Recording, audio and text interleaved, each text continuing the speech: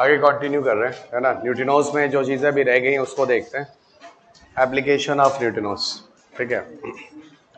Neutrinos क्या होता है ये मैंने बता दिया था जब शुरुआत में न्यूट्रिनोज के बारे में पता चला, तो it was describe as a massless and chargeless fundamental particle, ठीक है। और अब एक क्वेश्चन अभी भी रह गया, सर मासलेस होने की वजह से ये एग्जिस्ट कैसे कर सकता है, ठीक है। उस पर हम लोग बाद में बात करेंगे कंक्लूजन्स में, ठीक है। अगर एप्लीकेशन ऑफ न्यूट्रिनोज पे देखोगे तो पहला ऐसा कहते हैं, इट में bring revolution in information and communication technology. It will bring revolution in information and communication technology, है ना। तो एक संचार सूचना तकनीकी में क्रांति आ सकती है ना। इट में bring revolution in information and communication technology. इस तरह से क्रांति लाएगा जैसे कि जो ये वेव्स हैं, मतलब न्यूट्रिनोज वगैरह को अगर हम एज अ वेव्स वगैरह की यूज़ करेंगे तो इनसे लॉसेस वगैरह नहीं होंगे काफ़ी हद तक। तो जो सिग्नल्स वगैरह ट्रेवल होंगे उसमें लॉसेस नहीं होगा, तो जो क्वालिटी होगी वो काफ़ी अच्छी होगी ड्यूरिंग कम्युनिकेशन इंफॉर्मेशन, ऐसा बोलते हैं, ठीक है। दूसरा ऐसे कहते हैं कि जो मेडिकल इंडस्ट्री है ना, जो मेडिकल इंडस्ट्री है उसमें भी एक रेवोल्यूशन आएगा। जो स्वास्थ्य का क्षेत्र है यहाँ पे भी एक रेवोल्यूशन आ सकता है, क्योंकि जैसे कि न्यूट्रिनोज अगर बॉडी से पास करते हैं, कल मैंने बोला था प्रीवियस लेक्चर में कि जो न्यूट्रिनोज होते हैं वो बॉडी से पास करते हैं without creating any harmful effect. तो इसका मतलब अगर बॉडी के अंदर की किसी चीज़ को आप देखना चाहते हैं तो न्यूट्रिनोज की मदद से हम लोग उन चीज़ों को देख सकते हैं, और ये शरीर के लिए नुकसानदायक भी नहीं है। MRI और बाकी चीज़ें आप करते हैं तो they are creating the problem to the human body. तो यहाँ पर इस तरह की दिक्कत नहीं है, तो इसलिए मेडिकल सेक्टर में भी it may bring a revolution, यहाँ पे भी कोई दिक्कत नहीं आने वाली है। Second one. Third one, neutrinos के केस में ऐसा कहा जाता है, जैसे जब मैं प्रीवियस लेक्चर में पढ़ा रहा था तो मैंने कहा था देखो डार्क मैटर और डार्क एनर्जी को देख पाना इज़ नॉट ईजी, क्योंकि इनसे कोई वेव्स जाते ही नहीं है, इनके अंदर से पार होते ही नहीं है। तो जब अंदर से कोई चीज़ पार होती ही नहीं, अंदर जाके ख़त्म हो जाती है, कुछ ऐसी चीज़ है, तो फिर कैसे पता चलेंगे कि अंदर dark matter, dark energy, black hole इनके अंदर क्या है, ठीक है। तो इनको समझने के लिए ऐसा कहते हैं कि हम न्यूट्रिनोज की मदद ले सकते हैं, ओके। और जो इस तरह के जो मिस्ट्रीज हैं ना, जो रहस्य हैं, जो ब्रह्मांड के बारे में, dark matter, dark energy, black hole जैसी चीज़ों के बारे में नहीं पता चल पा रहा है, क्या पता ये चीज़ें अंदर जाके इन सारी इंफॉर्मेशंस को हमें दे सके। यानी अगला हम लिखेंगे इट में help us in the understanding of mysteries of universe. It में help us in understanding of mysteries of universe, है ना। इट में help us to understand the mysteries of universe, यानी जो ब्रह्मांड के रहस्य हैं उनको समझाने में भी मदद कर सकता है। सो इट में ब्रिंग, है ना, मतलब व्हाट मिस्ट्रीज ऑफ यूनिवर्स की जो अंडरस्टैंडिंग है वो भी हो सकती है। ब्रह्मांड के रहस्यों को समझा जा सकता है न्यूट्रिनोज की मदद से। कैसे समझा जा सकता है, तो यहाँ पे आप लिख सकते हो इट में help us to detect dark matter, dark energy, इस तरह की चीज़ें जो हम लोग पहले बात कर रहे थे, ब्लैक होल वगैरह जैसी घटनाएं जो हम लोग आज बात करेंगे थोड़ी बहुत, इस तरह की चीज़ें ब्रह्मांड में जो आज तक बहुत ज़्यादा क्लियर नहीं है, इनके बारे में समझा जा सकता है, ठीक है। तो ये कहीं ना कहीं ब्रह्मांड के रहस्यों को समझने में काफ़ी हद तक मदद करने वाले हैं। Dark matter, dark energy, black hole, ये सारे के सारे। इसके अलावा कुछ चीज़ें और मैं बोलता हूँ। न्यूट्रिनोज जो होते हैं वो ज़मीन में नीचे भी जाते हैं, okay. They are passing from the earth, है ना, अर्थ के अंदर से पास हो जाते हैं। और अगर अर्थ के सर से पास होते हैं तो अर्थ के अंदर की चीज़ों को भी देख सकते हैं, ठीक है ना। यानी अर्थ के अंदर की स्ट्रक्चर्स, कैरेक्टर्स को भी देखा जा सकता है। इसके लिए हम एक टर्म यूज़ करते हैं, that is called as geo neutrinos. Geo neutrinos शब्द बताता है कि न्यूट्रिनोज, जियो टर्म किसको रिप्रेजेंट करता है, अर्थ को। यानी अर्थ के अंदर के स्ट्रक्चर्स वगैरह में भी अगर उनको समझना है, उनको जानना है, तो वहाँ पे भी हम न्यूट्रिनोज की स्टडी कर सकते हैं। जैसे क्या देख सकते हैं आप, अगर आप अर्थ के अंदर जानकर आप हीट कन्वेक्शनल करंट को देखना चाहते हैं, अगर आप लोग हीट कन्वेक्शनल करंट को देखना चाहते हैं, है ना, हीट कन्वेक्शनल करंट, वो ऊष्मा नहीं चलती जो जमीन के नीचे, वो जियोथर्मल एनर्जी मैंने बोला था जो नीचे जमीन के नीचे है, वो क्या है, that is a radioactive elements. तो रेडियोएक्टिव एलिमेंट्स कभी कभी काफ़ी तेजी से न्यूक्लियर फिजन रिएक्शन बढ़ा देते हैं, जिसके से हीट वगैरह काफ़ी बढ़ जाता है। और हीट की वजह से बढ़ जाने से प्रेशर बढ़ जाता है, इससे प्लेट्स के मूवमेंट होते हैं, और प्लेट के मूवमेंट होने से क्या होता है, अर्थक्वेक होता है। यानी एक लाइन में कह सकता हूं कि न्यूट्रिनोज की मदद से हम अर्थक्वेक की सिचुएशन को कहीं पर देख सकते हैं, किसी एरियाज में अर्थक्वेक की क्या सिचुएशन बन रही है, तो ये अर्थक्वेक वगैरह को समझने में भी काफी हेल्प करने वाला है। ठीक है, किसी जगह पे अर्थक्वेक इस तरह की चीजें हैं तो ये बता देगा। इसके अलावा जो नेचुरल रिसोर्सेज जो जमीन के नीचे अवेलेबल हैं, प्राकृतिक संसाधन, नेचुरल रिसोर्सेज, जैसे मान लो पेट्रोलियम प्रोडक्ट्स है, नेचुरल गैसेस हैं, इस तरह की चीजें जो जमीन के नीचे पाई जाती हैं, इनको भी हम आसानी से देख सकते हैं। तो नेचुरल रिसोर्सेज वगैरह की स्टडी भी आसानी से हो सकती है। ठीक है, नेचुरल रिसोर्सेज वगैरह की स्टडी भी आसानी से हो सकती है। तो that is the another information, और इस तरह के सारी चीजों को हम कहते हैं जियो न्यूट्रिनोस। यहां तक कहा जाता है अगर कोई जमीन के नीचे अंडरग्राउंड न्यूक्लियर टेस्ट कर रहा है और वो भी हिडन न्यूक्लियर टेस्ट कर रहा है, वहां तक भी ये जाकर चीजों को आइडेंटिफाई कर सकता है। यानी हिडन न्यूक्लियर टेस्ट, अगर कोई चोरी छुपे कोई नाभिकीय परीक्षण कर रहा है, एटम बम बनाने की कोशिश कर रहा है, तो हिडन न्यूक्लियर टेस्ट वगैरह की भी जानकारी ये हमें दे सकता है ना, ये हमें हिडन न्यूक्लियर टेस्ट की जानकारी भी दे सकता है। तो ये जो इतने सारे फीचर्स आपको दिख रहे हैं, ये जो इतने सारे आपको फीचर्स दिख रहे हैं, ये सारे के सारे जो फीचर्स हैं वो एप्लीकेशन ऑफ न्यूट्रिनोज के अंदर आते हैं। ये सारी चीजें याद रखना, न्यूट्रिनोज पे क्वेश्चंस पूछे जाते हैं। और एक बात और बता दूं जो कि बहुत इंटरेस्टिंग है, न्यूट्रिनोज को हम घोस्ट पार्टिकल भी कहते हैं, भूत कण, है ना, इनको हम घोस्ट पार्टिकल भी कहते हैं, ये भी ध्यान रखना। भूत वैसा ही होता है जैसे कि भूत में कोई मास नहीं होता, है ना, भूत कहीं आपको वजूद में नहीं देखता, भूत कोई एक मैटर की तरह नहीं होता, ठीक है ना, भूत एक लगता है एक शैडो, एक परछाई की तरह है, और उससे आप पार भी हो सकते हैं। एग्जैक्टली न्यूट्रिनो कुछ उसी तरह के कैरेक्टरिस्टिक्स रखता है, इसलिए इसको घोस्ट पार्टिकल भी बोला जाता है। तो हम किस फंडामेंटल पार्टिकल को भूत कण भी कहते हैं, तो आंसर है दैट इज अ न्यूट्रिनोस। तो इनका बिहेवियर वैसे ही होता है जैसे कि एक घोस्ट होता है, यानी एक भूत होता है। Got it? तो ये हो गया, that is called ghost particle. ध्यान रखना, that is the very good question जो आपके पेपर में पूछा जा सकता है घोस्ट पार्टिकल के बारे में। ठीक है, ये आपके पेपर में पूछा जा सकता है as a name of ghost particle. ठीक है, ये हो गया। अच्छा, ये इतनी चीजों की ध्यान रखना। अब हम यहीं पे कुछ चीजें और बात करेंगे, सम मिसलेनियस इंफॉर्मेशन। इधर सुनो, हो गया ये? ठीक है, कुछ मिसलेनियस इंफॉर्मेशन हो रहा है। जैसे अगर मैं बोलूं, आप लोग आइस क्यूब सुने हो? नहीं सुने होंगे, हिंदी इंग्लिश दोनों में आइस क्यूब, इस पे भी यूपीएससी में क्वेश्चन पूछा गया है। आइस क्यूब दुनिया का सबसे बड़ा न्यूट्रिनो ऑब्जर्वेटरी है। न्यूट्रिनो के खोजने के लिए उसकी एक वेधशाला, उसकी एक ऑब्जर्वेटरी जहां पर हम न्यूट्रिनो को खोजते हैं, ये दुनिया का सबसे बड़ा है। तो लिख लो, आइस क्यूब जो है वर्ल्ड्स लार्जेस्ट न्यूट्रिनो ऑब्जर्वेटरी है, दुनिया की सबसे बड़ी न्यूट्रिनो ढूंढने की वेधशाला। So world's largest neutrino observatory, world's largest neutrino observatory. तो न्यूट्रिनो को खोजने के लिए सबसे बड़ी वेधशाला जो दुनिया में है वो यही है, वर्ल्ड्स लार्जेस्ट न्यूट्रिनो ऑब्जर्वेटरी। कहां पर है? ये साउथ पोल की तरफ है। किधर है? ये साउथ पोल की तरफ। साउथ पोल हो गया तो एवरीबॉडी अंडरस्टूड, ये हो गया अंटार्कटिका की तरफ। ठीक है, अंटार्कटिका की तरफ है। ये है क्या? आइस में नीचे काफी अंदर बना हुआ है, और ये 1 क्यूबिक किलोमीटर एरिया में फैला हुआ है। It is spread total 1 cubic kilometre area. मतलब ऐसे मान लो, ये आइस में अंदर की तरफ एक 1 क्यूबिक किलोमीटर के एरिया का एक लैब है जो बना हुआ है, और बाहर definitely it's a thick sheet of ice, मोटी आइस की परत है। और इसके अंदर कुछ टेलीस्कोप की मदद से, इसके अंदर कुछ टेलीस्कोप की मदद से हम लोग, इसके अंदर कुछ टेलीस्कोप की मदद से हम लोग न्यूट्रिनोज को ढूंढने की कोशिश करेंगे। इसके अंदर कुछ न्यूट्रिनोज की मदद है ना, टेलीस्कोप की मदद से हम लोग न्यूट्रिनोज को ढूंढने की मदद करेंगे। Got it? और ये दुनिया का सबसे बड़ा न्यूट्रिनो ऑब्जर्वेटरी है, ध्यान रखिएगा, जो साउथ पोल पे बनाया गया। और मैंने आपको पहले बताया, जैसे आयंस और चार्जेस हमारी पृथ्वी पर आते हो तो किधर की तरफ जाते हैं? पोल्स की तरफ। इस पे यूपीएससी ने क्वेश्चन भी पूछा हुआ है। मैग्नेटिक फील्ड है जो हमारे अर्थ का, वो हमें जिंदगियों को बचा लेता है।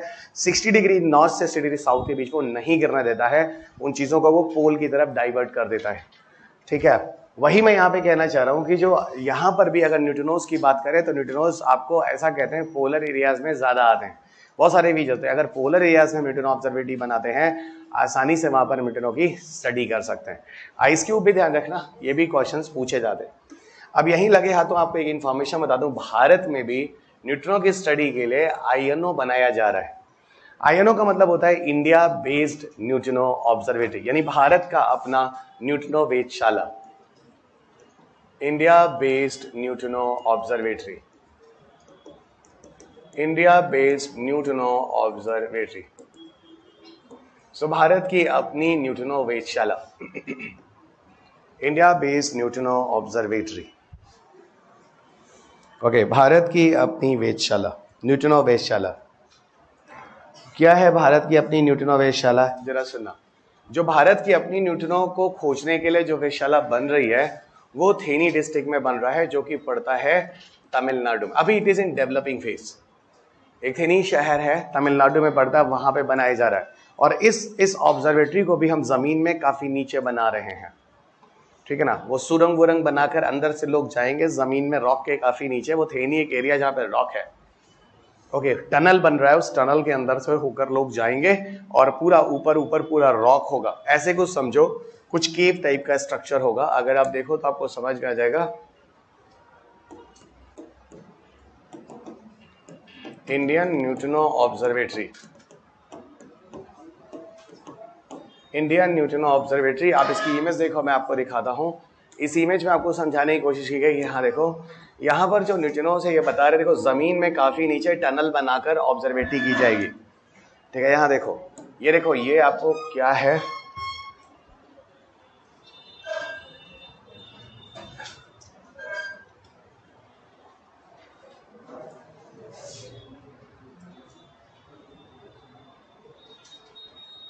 यहाँ पे आपको दिख रहा है। यहाँ पे देखो, ये नीचे है, ये पहाड़, ये देख लो कितना नीचे अंदर है।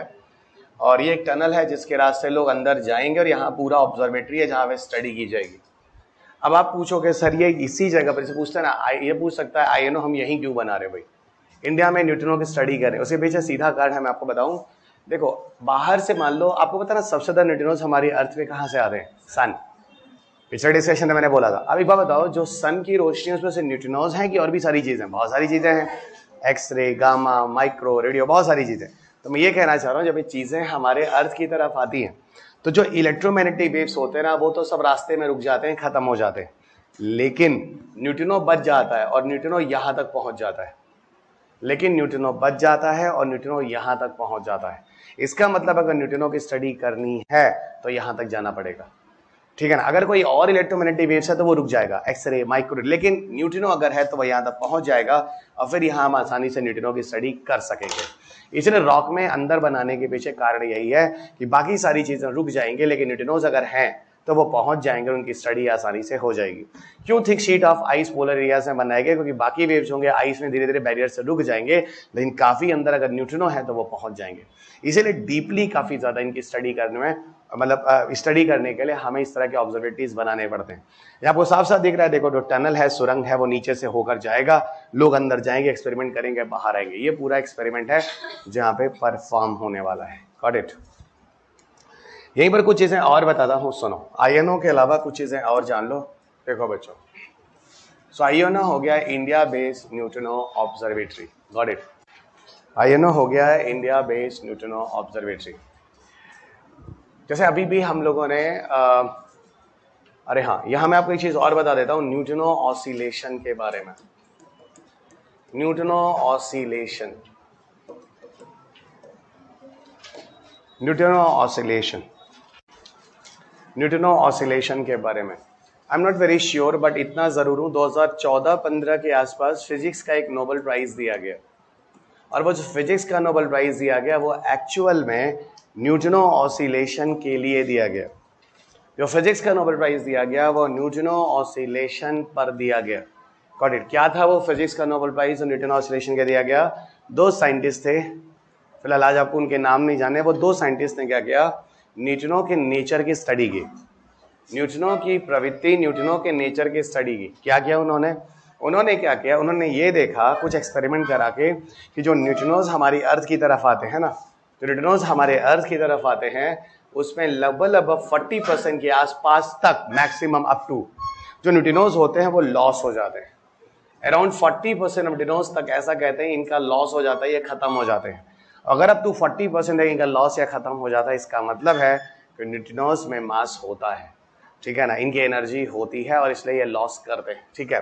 असल में डिफरेंट तरह के न्यूट्रिनोज है, वी है, वाई है, वो है, इस तरह बहुत सारे न्यूट्रिनोज हैं। तो साइंटिस्ट बिलीव कि न्यूट्रिनोज जो हैं जब आते हैं हमारी पृथ्वी की तरफ तो इनमें से बहुत सारे न्यूट्रिनोज एक दूसरे के साथ कोलिजन कर करके एक दूसरे के साथ खत्म हो रहे होते हैं और जमीन तक आते आते लगभग 40% न्यूट्रिनोज होते हैं जो बचते हैं, सॉरी लॉस हो जाते हैं, तो करीब 60% के आसपास बचते हैं। और वही न्यूट्रिनोज के बारे में बताता है कि न्यूट्रिनो में इसका मतलब मास होता है लेकिन नेग्लेजिबल होता है। तो इसको अगर न्यूट्रिनो ऑसिलेशन के बेस पे बोले कंक्लूजन क्या है, तो कंक्लूजन ये है कि भैया न्यूट्रिनो ऑसिलेशन के बेस पे हम कह सकते हैं कि, इसलिए मैं बोला पहले अर्लियर क्या बोला गया वो आपने पिछले लेक्चर में लिखा था, अब आज के रेफरेंस में ये बोला जाता है कि न्यूट्रिनो में no charges, neutrino have no charges, उनमें कोई चार्ज नहीं होता, but they have a tiny masses, पर उसमें बहुत कम मास पाया जाता है। So neutrino have no charges but have tiny masses. So neutrino में चार्जेस नहीं होते पर उनमें मासेस बहुत कम होता है, यानी on the basis of neutrino oscillation it is proved, आप चाहे तो लिख सकते हैं on the basis of neutrino oscillation it is proved, on the basis of neutrino oscillation it is proved neutrinos are chargeless but they have tiny masses, ठीक है। Neutrino oscillation के आधार पे कह सकते हैं कि, है ना, न्यूट्रिनो में आवेश यानी चार्जेस तो नहीं होते किंतु उनमें थोड़ा बहुत द्रव्यमान यानी मास पाया जाता है। गॉट इट, ये है आपका कंक्लूजन्स जो आज के रेफरेंस में है। इसीलिए मैंने कहा था in the beginning neutrinos defined as, और आज के रेफरेंस में न्यूट्रिनोज डिफाइंड एज वो भी आपको समझा दिया। ओके, आज के रेफरेंस में भी आपको न्यूट्रिनोज समझा दिया। ये न्यूट्रिनोज ध्यान रखना, इट्स वेरी गुड टॉपिक, और अगर फ्यूचर में कुछ नए अपडेट्स आते हैं तो आगे मैं आपको दूंगा जो मैंने आपको बोला है, टेलीग्राम से जुड़े रहिएगा, ठीक है। अब मैं आपको लिए चलता हूं अगले कंसेप्ट की तरफ जिसका नाम है ग्रेविटेशनल वेव्स। अगला कंसेप्ट है गुरुत्वाकर्षण तरंगे, ग्रेविटेशनल वेव्स। अगला कंसेप्ट है ग्रेविटेशनल वेव्स, गुरुत्वाकर्षण तरंगे। देखो, ग्रेविटेशनल वेव्स के बारे में समझने के लिए हमें सबसे पहले चलना होगा आइंस्टाइन की थियरीज पर, क्योंकि आइंस्टाइन ने अपने किसी थियरी में ग्रेविटेशनल वेव्स के बारे में बताया था, ठीक है। तो पहले हम आइंस्टाइन की उस थियरी पर जाएंगे जो बाद में चलकर आइंस्टाइन ने खुद ही गलत कर दिया। उसका नाम था Einstein special theory of relativity, है ना। तो मेन हेडिंग तो हम सबका होगा ग्रेविटेशनल वेव, और वहां सब हेडिंग होने वाली है Einstein special theory of relativity, Einstein special theory of relativity, Einstein special theory of relativity. अब बात होती है Einstein special theory of relativity क्या कहता है। देखो, ये थियरी 1905 में आया था। कब आया था? 1905 में। ये थियरी 1905 में लाई गई, Einstein special theory of relativity. Einstein ने अपने स्पेशल थियरी ऑफ रिलेटिविटी में कहा कि भाई ऐसा है, जो ब्रह्मांड है ना, इस यूनिवर्स में सब कुछ स्थिर है, इस ब्रह्मांड में कुछ भी नहीं बदलता। Everything fixed in the nature, या इन द ब्रह्मांड लिखो, everything fixed in the nature. ब्रह्मांड में सब कुछ स्थिर है, प्रकृति में सब कुछ स्थिर है। Everythings are fixed in the nature, है ना। ब्रह्मांड या प्रकृति में सब कुछ स्थिर है, ठीक है। Everythings are fixed in the nature, इसका सीधा मतलब है कि कुछ भी समय के साथ नहीं बदलता। और आप मुझे बताओ, क्या हम उस ब्रह्मांड में रहते हैं जहाँ समय के साथ कुछ नहीं बदलता? क्या आप बात कह रहे हैं सर? यहाँ तो हम लोग का नेचर बदल जाता है, समय के साथ इतने चालू और मक्कार हो जाते हैं। आप तो ब्रह्मांड की बात कर रहे हैं, है कि नहीं? तो आप बताओ ना, आप जब पैदा हुए थे कितने कितने सुशील, कितने मक्कार उक्कार कुछ नहीं थे, कितने इनोसेंट थे। जमाने के साथ जैसे जैसे आप बड़े होने लगे, चालाकी आ गई, झूठ बोलना आ गया, नेताओं से हमने सीखा, बेवकूफ बनाना नेताओं से हमने सीखा। असर नहीं समझ रहे, ये चालाकी मक्कारी आई कि नहीं, हमें जो लोगों ने सिखा दिया। पैदा हुए समय से ये सब कुछ नहीं था। इसीलिए कहते हैं दिमाग नहीं होना, जो पागल आदमी होता ज्यादा खुश है कि नहीं? अच्छा चलिए, तो सर आप कह रहे हैं हम लोग पागल हो जाएं, हम ऐसा भी नहीं बोल रहे हैं, ठीक है। लेकिन हम ये कह रहे हैं कि भाई देखो, आइंस्टाइन ने ये बोला इस ब्रह्मांड में सब कुछ स्थिर है, और सबको पता ये बहुत बड़ा गड़बड़ हो गया आइंस्टाइन के दिमाग से, ठीक है। हम लोग उस दुनिया में रहते हैं, उस ब्रह्मांड में रहते हैं जहाँ कुछ भी स्थिर नहीं है। देखो ना, सूरज, चंदा, तारा, धूप और धूप मतलब वही रोशनी, है ना, दिन और रात, मौसम का परिवर्तन, सीजनल वेरिएशंस, क्या कुछ भी परिवर्तन, ब्रह्मांड और दूरी, सूर्य और अर्थ की दूरी, अर्थ और मून की दूरी, हर चीज कहीं ना कहीं किसी ना किसी के साथ कुछ ना कुछ हो ही रहा है इस ब्रह्मांड के अंदर, कुछ भी स्थिर नहीं है, सब कुछ चल रहा है। आप समझ रहे नहीं समझ रहे? तो आइंस्टाइन ने अपनी थियरी को डिस्कार्ड कर दिया 10 साल बाद और एक नई थियरी उन्होंने पब्लिश की जिसका नाम था Einstein general theory of relativity, Einstein की सामान्य सापेक्षता का सिद्धांत, यानी जनरल थियरी ऑफ रिलेटिविटी, जिसको आइंस्टाइन ने दिया 1915 में। और भैया ये बड़े काबिले तारीफ था, बहुत बड़े बड़े काम इसने किए, इसने बहुत बड़े बड़े काम किए और ऐसे ऐसे काम किए कि अब आप सुनते जाओ। Einstein general theory of relativity, क्या बोला आइंस्टाइन ने अपनी जनरल थियरी ऑफ रिलेटिविटी में? इन दिस ब्रह्मांड everythings are going to change with the respect of time. लिखो, in this entire universe, in this entire universe, in this universe entire, sorry, in this in the entire universe everything's are going to change. In the entire universe everything's are going to change with respect of time, with respect of time। ठीक है, इस पूरे ब्रह्मांड में सब कुछ समय के साथ बदल रहा है, सीधी बात, इस पूरे ब्रह्मांड में सब कुछ समय के साथ बदल रहा है। तो everything's are going to change with respect of time in this entire ब्रह्मांड, in this entire ब्रह्मांड। अब बात होती है कि सर, और इस बारे में तो मुझे लगता है कि कुछ ज्यादा बोलने की जरूरत है, आप खुद जानते हैं। आप दिन में हैं या रात में हैं, मेरी क्लास सुन रहे हैं, उसके बाद फिर दिन होगा, फिर रात होगी, आप सब जानते हैं। एक यही चीज ले लो, कुछ भी स्थिर नहीं है इस पूरी दुनिया, और सही बात है ना। और हम लोग भी कभी अगर स्थिर ना हो तो ज्यादा अच्छा है, क्योंकि जिस दिन स्थिर हो गए उस दिन खत्म हो जाएंगे। ये बात मैं भी आपको समझाता। तो सर मतलब आप कह रहे हैं कि काम करते रहें, बहुत सही। और सर काम करेंगे तो हमारा शरीर चलेगा, बहुत सही। अभी हम समझाते हैं। अब आइंस्टाइन ने अपने जनरल थियरी ऑफ रिलेटिविटी में बहुत सारी बातें कही, और आइंस्टाइन ने जो अपने जनरल थियरी में बहुत सारी बातें कही, 2017 के आसपास, 17 के आसपास वो क्वेश्चंस आपके प्रीलिम्स में पूछा गया। सोचो 102 साल के बाद जब ये क्वेश्चन प्रीलिम्स में आया था, 102 साल पुराना करंट अफेयर्स यूपीएससी ने 2017-18 में दिया है कि आइंस्टाइन ने अपने जनरल थियरी ऑफ रिलेटिविटी में कौन सी बातें कही हैं। 107 साल पुराना, 102 साल, सॉरी 102 साल यूपीएससी का करंट अफेयर्स बताता हूं मैं आपको, लिखते जाइएगा।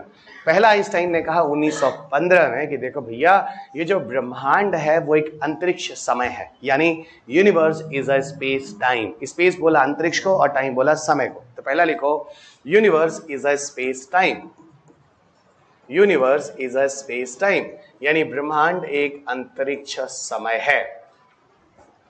है ना। और जो पदार्थ होते हैं ना, मैटर्स, एंटी मैटर, जो मैं बता रहा था, पदार्थ, मैटर्स, वो इसी स्पेस टाइम के चारों तरफ फैले होते हैं, ठीक है ना। और इसी के आगे लिखेंगे matter wraps, WRAPS, matter wraps in its surroundings, wraps in its surrounding. जो पदार्थ होते हैं ये इसके चारों तरफ मौजूद हैं, स्पेस टाइम के।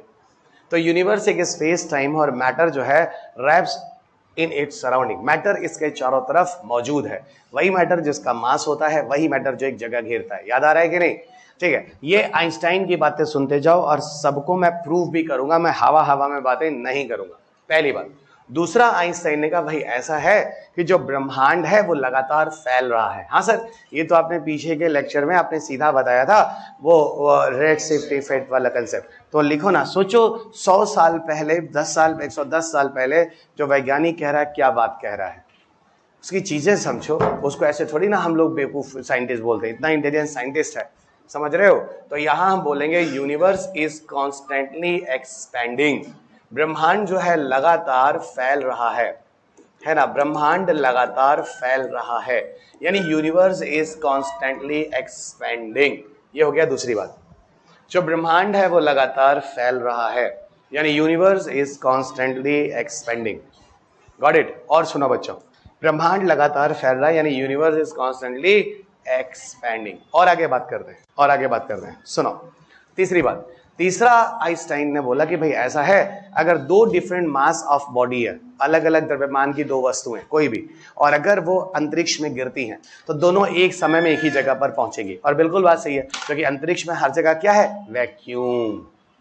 पासे में आई कि नहीं आई? तो लिख लो, if two different mass of body fall down if two different mass of body fall down, है ना, if two different mass of body fall down, so they will reach on same time in space, so they will reach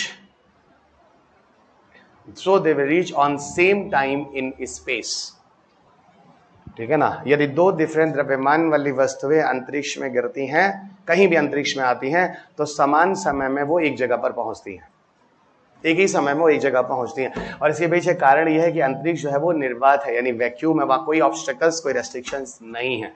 ये तीसरी बात हो गई। चौथी बात Einstein ने कहा, भाई ऐसा है, light bends due to effect of gravity, गुरुत्व के प्रभाव में जो प्रकाश वकाश आ रही है ना, जो रोशनी आ रही है, वो झुक जाती हैं, बेंड हो जाती हैं, मुड़ जाती हैं। लिखो, light bends due to effect of gravity, light bends due to effect of gravity, है ना, light bends due to effect of gravity. Gravity गुरुत्व को कहते हैं, यानी गुरुत्व की वजह से होता क्या है, जो प्रकाश होते हैं ना, वो क्या होते हैं, वो झुक जाते हैं। अब सर ये प्रकाश लाइट का झुकना क्या बताता है, रुको ना, इसके अंदर हम लोग एबीसी बात करेंगे, बहुत इंटरेस्टिंग टॉपिक है। Light bends due to effect of gravity में ए बात करेंगे, बी बात करेंगे और सी बात करेंगे। ए जो हम बात करेंगे उसको हम कहते हैं ग्रेविटेशनल लेंसिंग, इसको हम बोलते हैं ग्रेविटेशनल लेंसिंग की घटना। ग्रेविटेशनल लेंसिंग को हिंदी इंग्लिश दोनों में ग्रेविटेशनल लेंसिंग ही कहते हैं। अब सर ग्रेविटेशनल लेंसिंग की घटना क्या होती है, रुको अभी। दूसरा जिसको हम कहते हैं आइंस्टाइन रिंग। अब आइंस्टाइन रिंग क्या होता है, ये भी एक घटना होती है, इसको भी आइंस्टाइन रिंग ही कहते हैं, छल्ला वल्ला ना बोलते ना भाई, है ना, आइंस्टाइन रिंग ही बोलते हैं, ठीक है। और तीसरा ये है, तीसरा इसको एक चीज और है, जो एपरेंट पोजीशन ऑफ स्टार है, यानी एपरेंट का मतलब जो तारे कहीं दिख रहे हैं, एपरेंट पोजीशन ऑफ स्टार, है ना, is totally different, is totally different from actual position of a star, different from actual position of a star, from actual position of a star। कहने का मतलब है, आप जिन तारों को ऊपर अंतरिक्ष में देख रहे होते हैं, रात में जब छत पर जाते हैं, दिन में तो दिखाई नहीं देता, सूर्य की रोशनी में सारे तारे छुपे होते हैं। जब आप रात में छत पर सोने जाते हैं और जिन तारों को आप जहां देखते हैं ना, एपरेंट पोजीशन जहां वो दिख रहे हैं, एक्चुअल में तारे वहां नहीं होते हैं, तारों एक्चुअली पोजीशन में कहीं और होते हैं। तो सर ये एक भ्रम है, एकदम ये एक भ्रम है।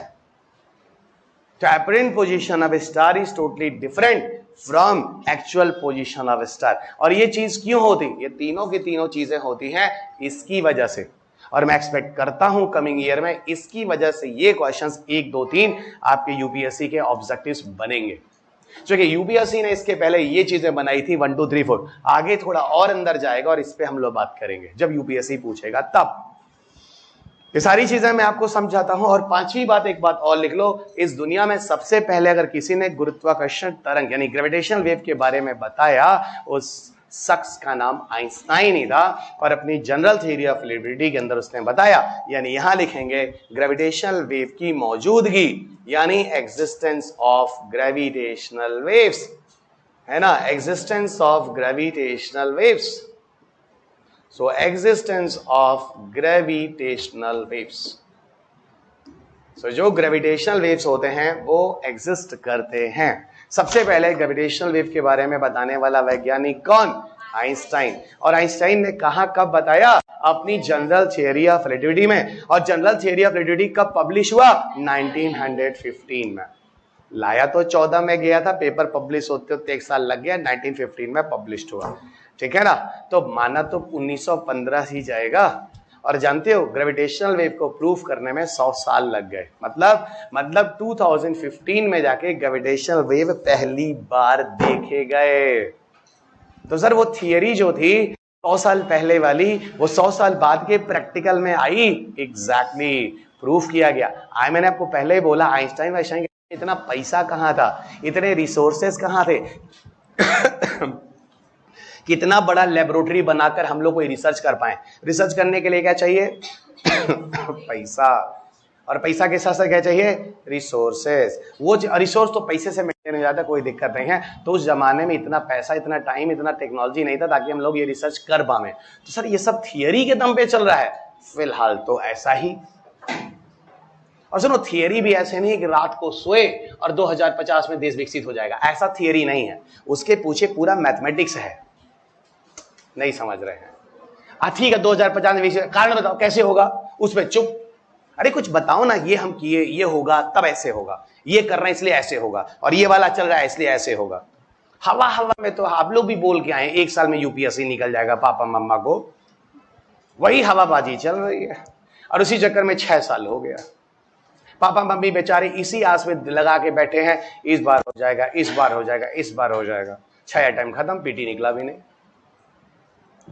और किसी का अगर समझ में आ गया तो 1 अटेम्प्ट ही काफी है। ये नहीं चलिएगा सर, अब ना धीरे से कटाक्ष मारते हैं, चुभता है, इसीलिए मारते हैं कि चुभे आपको, क्योंकि चुभता है तो फिर सत्य है, क्योंकि ऐसा कहते हैं सही बातें चुभती हैं। अगर चुभा है तो फिर सत्य होगा, चुभा है क्या तब फिर सत्य है वो। चलिए अब 1 मिनट ये बात, इसको जरा हम लोग प्रूफ करते हैं, रुको अभी, ठीक है। नहीं बताना बड़ा जरूरी है भाई आप लोगों को, बहुत लोग ओवर कॉन्फिडेंस में हैं। वो वाला वीडियो देख कर आए हैं ना, 1 घंटा साइंस अटैक तैयार और 2 घंटे में यूपीएससी फर्स्ट रैंक, ऐसा कुछ है ना। हम तो उस वीडियो का वेट कर रहे हैं, चुपचाप सो जाइए, सिलेक्शन अपने आप हो जाएगा। और लिटरली बता रहा हूं, उसके इतने व्यूज होंगे ना जितने कभी प्रधानमंत्री साहब के इनॉग्रेशन के टाइम जो प्रधानमंत्री बने उसका नहीं होगा। आइए इतने लोग उसको देखेंगे। अब पहले एक एक बात को हम लोग पकड़ते हैं। क्या पकड़ते हैं, देखो इन सब चीजों के बारे में कि क्या कहते हैं। आइंस्टाइन कहता है स्पेस टाइम के बारे में। भैया क्या है स्पेस टाइम? आइंस्टाइन ने बोला समझो, ये पूरा जो ब्रह्मांड है वो एक फैब्रिक की तरह है, कपड़े की तरह है। किसकी तरह है? एक फैब्रिक की तरह है, पूरे कपड़े की तरह है, ठीक है ना। उस कपड़े में 2 एक्सेस है, सबको पता है कि स्पेस, और एक दूसरा एक्सेस है वाई टाइम। अरे भाई ये मान लो एक कपड़ा है, कब मान लो क्यों कपड़ा है ही है, ये क्या देख रहा है कपड़ा है। इस कपड़े पे है क्या भाई? 2 एक्सेस है, एक ये और एक ये। नहीं समझ में आया? ये हो गया एक्स, ये हो गया वाई।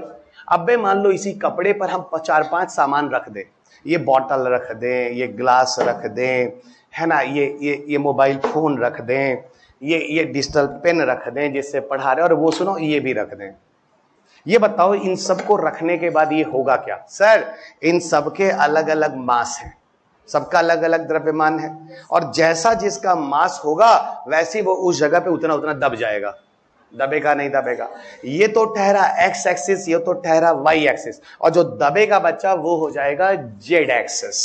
कुछ समझ में आया? जो दबेगा क्या होगा? Z axis. अब जो 3 डायमेंशन है, 3 एक्सिस हो गया, एक्स हो गया, वाई हो गया और जेड हो गया, बहुत से। अब एक बात बताओ, जिसका मास सबसे ज्यादा होगा वहां चीज सबसे ज्यादा दबेगी। बहुत सही, वेरी इंटरेस्टिंग। कुछ मान लो ऐसे, ये देखो हम तुमको लिए चलते हैं डिजिटल बोर्ड का फायदा, स्पेस टाइम का एक तुम लोगों को हम कुछ पिक्चर दिखाते हैं। चलो भाई इस पे आ जाओ,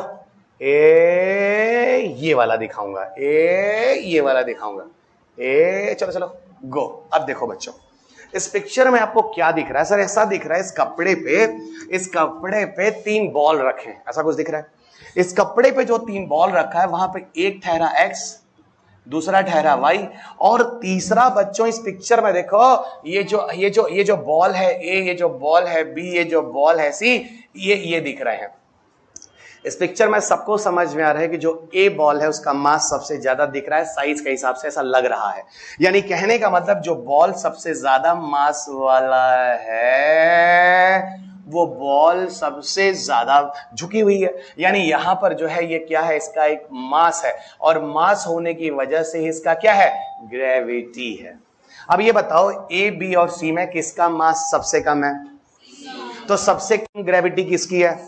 इसीलिए हम बता रहे हैं, क्योंकि जब ये कर्व हो गया और इस कर्व पे अगर कोई ऑब्जेक्ट या सेलेस्टिकल बॉडी आ गई तो ये इसको अपनी तरफ खींचेगी। इसी को कहते हैं बच्चा ग्रेविटी। नहीं समझ में आया? अब तुम हमको एक बात बस ये बता दो, यही चीज तो तुम्हारे सोलर सिस्टम में भी होता है। अरे प्रभु सन है और सन के साथ 8 प्लैनेट है। इस रुमाल पे अगर हम सन के साथ 8 प्लैनेट को रख दें तो ये बताओ इसमें सबसे ज्यादा मास किसका होगा? वेरी गुड, सन का है। तो ये मान लो अगर तुम्हारा सन है, ये मरकरी, वीनस, अर्थ है, ऐसे समझ लो। तो ये कर्व अगर उतना गिरा हुआ है तो ये सब सूर्य के चारों तरफ चक्कर लगा रहे हैं, इसीलिए क्योंकि सब उसके ग्रेविटी के अट्रैक्शन में है ना। और क्यों अट्रैक्शन में है? क्योंकि सन का मास सबसे ज्यादा है। अरे ये कमरा एक कपड़ा है, और उस कपड़े पे तुम लोग और हम भी बैठे हैं। ये बताओ सबसे ज्यादा मास किसका है? Thank god, so sweet of you, I love you too, मेरा मास है। और इसीलिए यहां पर कर्व सबसे ज्यादा है और आप सब मेरे अट्रैक्शन में मेरे चारों तरफ लगे हुए हैं। इससे हमारा साइंस टेक इन्वायरमेंट बनेगा। सॉरी, साइंस टेक आप लोग है ना, बनेगा। नहीं समझ में आ रहा है? थोड़ा पहले आ गई होती बच्चा, है ना। समझ में आई बात की नहीं? अब सर आज समझ में आया कि ये सारे के सारे जो प्लैनेट्स हैं वो पृथ्वी के चारों तरफ, सन के चारों तरफ क्यों घूम रहे हैं। इसका मतलब वो एक ग्रेविटी है और उस ग्रेविटी के हिसाब से चीजें उस पर लगी हुई हैं और इस कर्व की वजह से वो ऐसे ऐसे घूम रही हैं। सुनो, यही हम तुम लोग को बताए थे।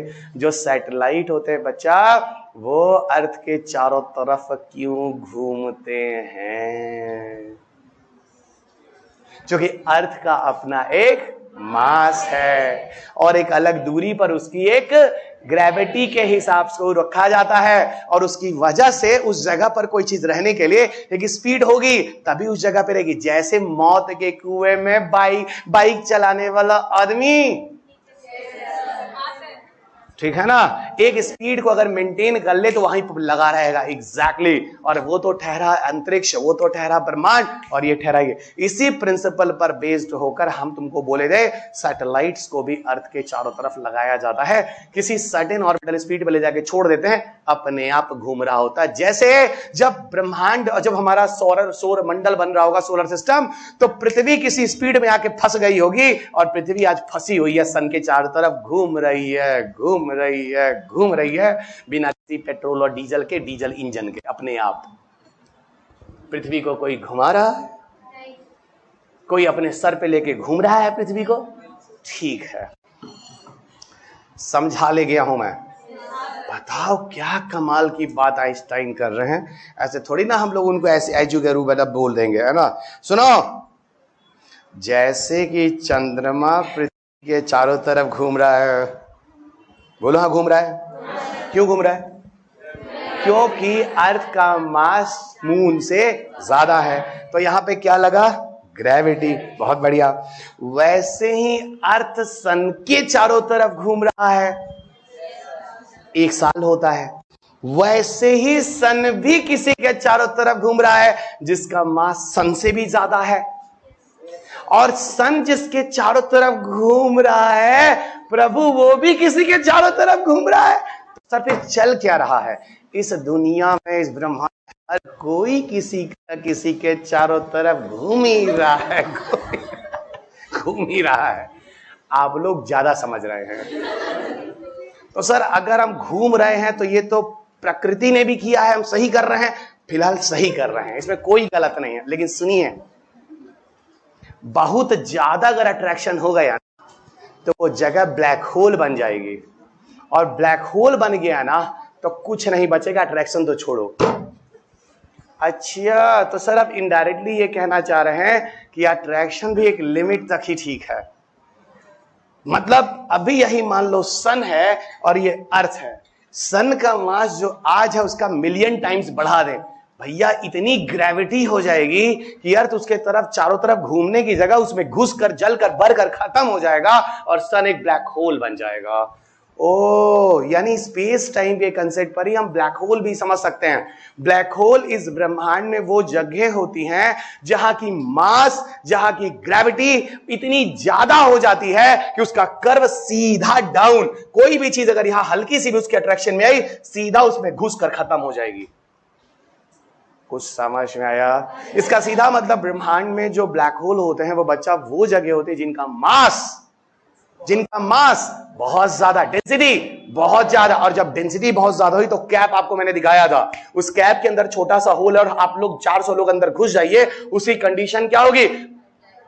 बहुत ज्यादा डेंस होगा और उसकी जो ग्रेविटी होगी वो बहुत ज्यादा होगी।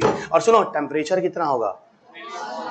तो ब्लैक होल को इसीलिए कहते हैं ये ऐसी जगह है जिसकी डेंसिटी बहुत ज्यादा है, मास बहुत ज्यादा है और वहां का टेम्परेचर भी बहुत ज्यादा है। इतना ज्यादा है कि कुछ नहीं बचता, चाहे कोई प्रकाश की किरण भी जाए अंदर जाके गायब हो जाती है। कुछ समझ में आया या पूरा आया? अरे तुम बस क्लास में सुन लो, ऑनलाइन बच्चों का इतना बढ़िया बढ़िया मैसेज आता है, तुमको क्या बताएं।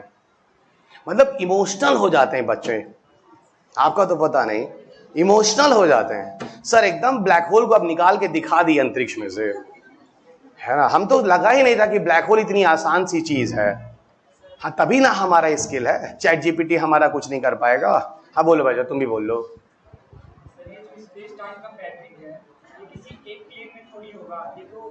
भैया ये 3D है, हम एक को लेकर मानकर किसी को समझा दीजिए, इसी तरह पूरा इंटायर ब्रह्मांड को मानकर समझा दीजिए। ये एक परिकल्पना है जिसके बेसिस पर हम लोग इन सारे कंसेप्ट्स को प्रूफ कर रहे हैं, और बिल्कुल सही जा रहा है, गलत नहीं जा रहा है। इन्हीं चीज को मैथमेटिक्स और फिजिक्स में लाइए तो प्रूफ भी हो जाते हैं। जो थियरी थी वो प्रैक्टिकली प्रूफ भी हो रहा है, तभी तो हम किसी सैटेलाइट को ले जाके कहीं लगा पा रहे हैं। बहुत ज्यादा खींच गया, अब आगे कोई पूछेगा नहीं। बहुत सारी चीजें अभी, यूनिवर्स कॉन्स्टेंटली एक्सपैंड हो रहा। सर कुछ भी मत बोलिए, आपने रेड शिफ्ट इफेक्ट में, डॉपलर इफेक्ट ऑफ लाइट में बहुत बढ़िया समझाया था। समझाया नहीं समझाया था? रुको अभी, ये जो तीसरा वाला पॉइंट था ये क्या था? हाँ, टू डिफरेंट मास वाला। सुनो, इस तरह की बातें गैलीलियो ने भी बोला था। काफी बच्चे कहते हैं सर ये तो गैलीलियो ने भी बोला था। सुनो, आइंस्टाइन के केस से भी लोग बोल रहे, भी मान लो। वैसे मैं इस बात से बहुत ज्यादा मतलब एक्सेप्ट नहीं कर रहा हूं कि आइंस्टाइन ने इस तरह की बातें इतनी क्लियरिटी से बोली जो मैंने लिखा दिया। हाँ, चौथी बात और पांचवी बात पे हम लोग ज्यादा बात करेंगे। चौथी बात जो बहुत ज्यादा जरूरी है, जिसका नाम लिखा हुआ है light bends due to effect of gravity. इस लॉजिक को मैं समझाता हूं कुछ पिक्चर्स दिखा के, आप जल्दी समझ जाइएगा। चलो भाई, digital board, light bends due to effect of gravity.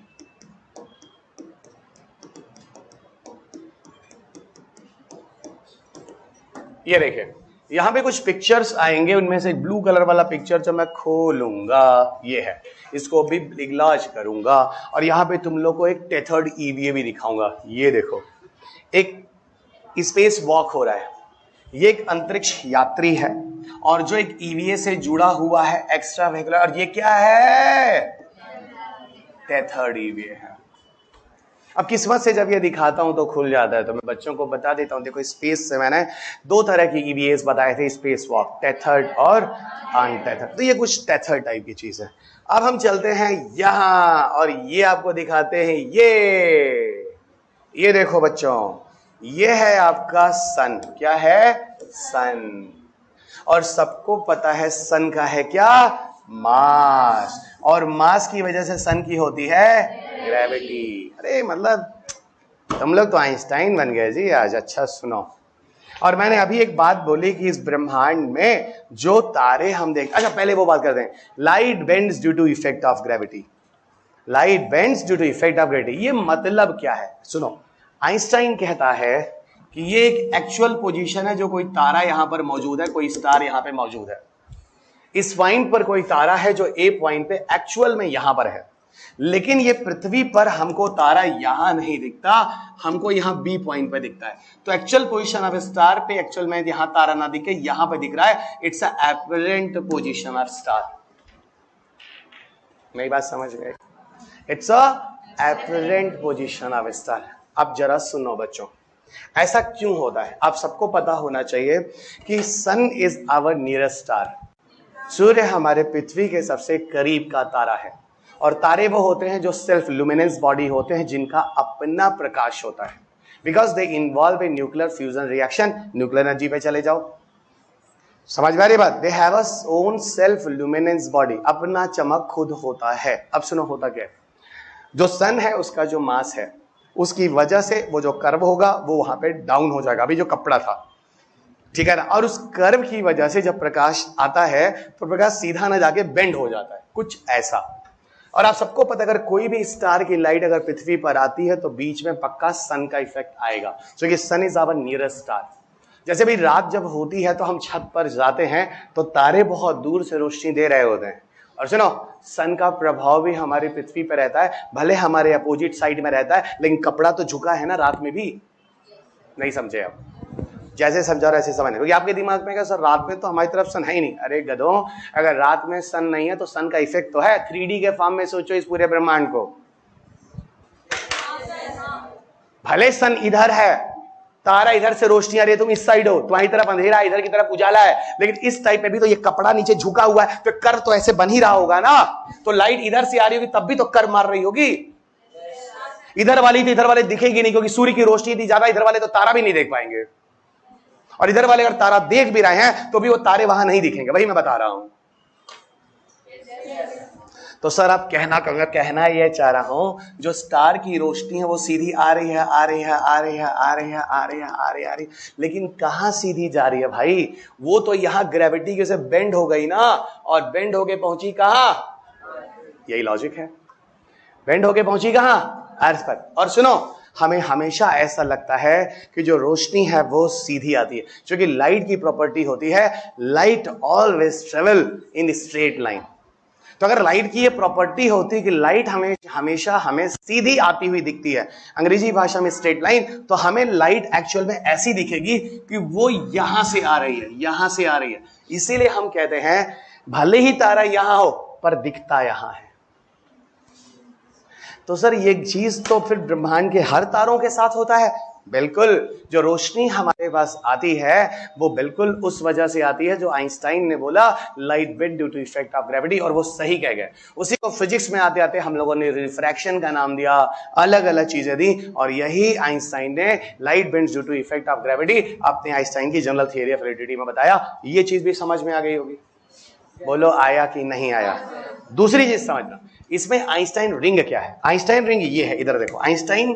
अब आप मुझे बताओ, अगर यहां से, see here guys, see here, अगर यहां से कोई तारे की रोशनी आती है तो जानी चाहिए थी सीधे, लेकिन थोड़ी सी कर्व मार गई। भैया जानी थी सीधे, आ गई ऐसे। ऐसी आपको क्या लगता है एक ही स्टार है क्या इस ब्रह्मांड में? क्या बात कर रहे हैं सर, अनंत तारे, 10⁻21, पता नहीं क्या क्या अलग अलग फिलॉसफी है। तो हर तारों की रोशनी आती होगी आपकी पृथ्वी की तरफ। तो जब पृथ्वी की तरफ आती होगी हर तारों की रोशनी, तो उनका कहीं ना कहीं उनका इफेक्ट सन से होकर गुजरता होगा। तो जैसी वो सन की तरफ से कुछ गुजरता होगा, ऐसे आया तो वो जाके थोड़ा सा फिर बेंड मार के तिरछा जाता होगा, ऐसे फिर इधर से आ रही है, फिर आके बेंड मार के तिरछा जाता होगा, क्योंकि थोड़ी सी कर्व झुक जाता है ना, और फिर यहां से आता होगा, फिर थोड़ा सा झुक जाता होगा। तो इस हिसाब से जितने भी तारे हैं जिनकी रोशनी हमारे अर्थ की तरफ आती है, वो इसी तरह सन के चारों तरफ बेंड करते करते करते करते एक रिंग का स्ट्रक्चर बना लेते हैं। नहीं समझ में बात? इसी को आइंस्टाइन रिंग बोला गया। इसी को क्या बोला गया? Einstein ring. इसका सीधा मतलब है कि आइंस्टाइन रिंग जो है वो light bend due to effect of gravity की वजह से हुआ। तो डेफिनेटली बच्चा, आप लोगों ने light bend due to effect of gravity में ही आपने क्या लिखा है? आइंस्टाइन रिंग एबीसी में। और एक पॉइंट आपने और लिखा है ग्रेविटेशनल लेंसिंग। अब आपके दिमाग में होगा सर ग्रेविटेशनल लेंसिंग क्या है? अरे बच्चा, light bend due to effect of gravity को ही टेक्निकल भाषा में ग्रेविटेशनल लेंसिंग कहते हैं। नहीं याद है आप लोगों को? जब मैंने आपको मून पढ़ाया था चैंगी 3 वाले में, उसमें क्या कहा था? फार साइड वाला। तो मैंने क्या बोला था? टाइडल लॉगिंग वो टेक्निकल नाम है, और थियरी समझाने के लिए बोला भैया मून जितने समय में अपने अक्ष पे घूम जाता है ऑर्बिट में, अपने एक्सिस पे, उतने ही समय रिवॉल्व कर लेता है। और टेक्निकल नाम मैंने क्या बोला था? Tidal locking. तो थियोरेटिकली एक्सप्लेनेशन क्या है? Light bend due to effect of gravity, और इसका टेक्निकल नाम क्या है? Gravitational lensing. यही तो मैं कह रहा हूं। मेरे ख्याल से मैं आपको सारी चीजें समझा चुका हूं। क्लियर? अब फाइनली हम पहुंच जाते हैं कहां? अब फाइनली हम पहुंच जाते हैं यहां, एग्जिस्टेंस ऑफ ग्रेविटेशनल वेव्स। तब हमारी छोटी सी हेडिंग होने वाली है finally gravitational waves. Finally gravitational waves.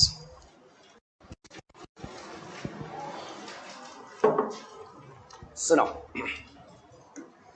Gravitational waves को समझने के लिए पहले मैं आप लोगों से थोड़ी छोटी बातें कर लेता हूं। मुझे बताओ, जब मैंने लैग्रेंज पढ़ाया था, लैग्रेंज कहां पढ़ाया था? आदित्य L1 मिशन में। बहुत बढ़िया। जो 2 सितंबर 2023 को भेजा गया था सतीश धवन से। ठीक है, वो जो लैग्रेंज जो मैंने पढ़ाया था, वहां मैंने कुछ बातें कही थी। क्या बोला था? जो ब्रह्मांड है वो 4 नेचुरल फोर्सेस से मिलकर बना हुआ है। एक बार रिवीजन कर लेते हैं। और मैंने कहा था इस टॉपिक को मैं फिर से पार्टिकल फिजिक्स में डिस्कस करूंगा। और मैं आपको बार बार कहता हूं मेरी क्लास फायदेमंद तभी होती है जब ऐसी सीक्वेंस में सुन रहे हैं, कोई भी क्लास छोड़ते नहीं है, तब आगे वाला समझ में आता है, नहीं कि पीछे वाली चीजों से ही आगे वाला जुड़ता है। और मुझे पता है कि पहले कौन सी टॉपिक पढ़ाओ, आगे उसको फिर किससे जोड़ो, इसीलिए मैंने आपको कभी पार्टिकल फिजिक्स से, कभी भी साइंस टेक शुरू ही नहीं करता हूं, है कि नहीं? हमेशा शुरुआत कहां से होगी? एनर्जी से। और आपको पता है किताब भी इसी ऑर्डर में लिखा गया है, क्योंकि इसी ऑर्डर में पढ़ना है। कहानी आगे बढ़ाते हैं। जब मैंने आपको लैग्रेंज पॉइंट और आदित्य मिशन पढ़ाया था, उस समय मैंने कहा बच्चा ये जो ब्रह्मांड है, यूनिवर्स है, it is made up by 4 natural forces. उससे मैंने कहा gravitational force, magnetic force, strong force, weak force. तो मेरा मुंह ही पकड़ लिए, बोलने ही नहीं दिए। अच्छा, और सुनो ये मेरी वजह से हुआ है, कुछ नहीं पता था तुम लोगों को 8-10 दिन पहले। ओके सुनिएगा। तो सर आप कहना क्या चाह रहे हैं? कहना ये चाह रहा हूं हम इसमें से एक फोर्स को ले रहे हैं। कौन सा फोर्स? ग्रेविटेशनल फोर्स को ले रहे हैं, ठीक है। अब ग्रेविटेशनल फोर्स को मैंने क्या बोला था? Sir it is an attractional force, it is an attractional force exist between 2 heavenly bodies. ये एक ऐसा आकर्षण बल है जो 2 बड़े बड़े बॉडी को अट्रैक्ट कर रहा है। जैसे सर वहां बोला था अर्थ और सन, अर्थ और मून, कुछ याद आ रहा है कि नहीं आ रहा? ठीक है, ऐसा है। तो यहाँ पे भी मैं कुछ चीजें बता रहा हूं, जरा समझो। एक चीज तो आप लोग को समझ में आ गया, इस ब्रह्मांड में कुछ भी स्थिर नहीं है, सब कुछ बदल रहा है, ठीक है। अब पहले हम इसको 2 लड़कियों के ऊपर ही प्रैक्टिकल करके बताते हैं। ये मान लो एक गर्ल है, ये मान लो एक गर्ल है, और सुनो ये एक और गर्ल है। ये 2 गर्ल्स हैं जो मैं आपको दिखा रहा हूं, ठीक है। ये गर्ल्स जो हैं, इन दोनों ने एक दूसरे का हाथ पकड़ रखा है। सर समझ गया आप किस गेम की तरफ इशारा कर रहे हैं।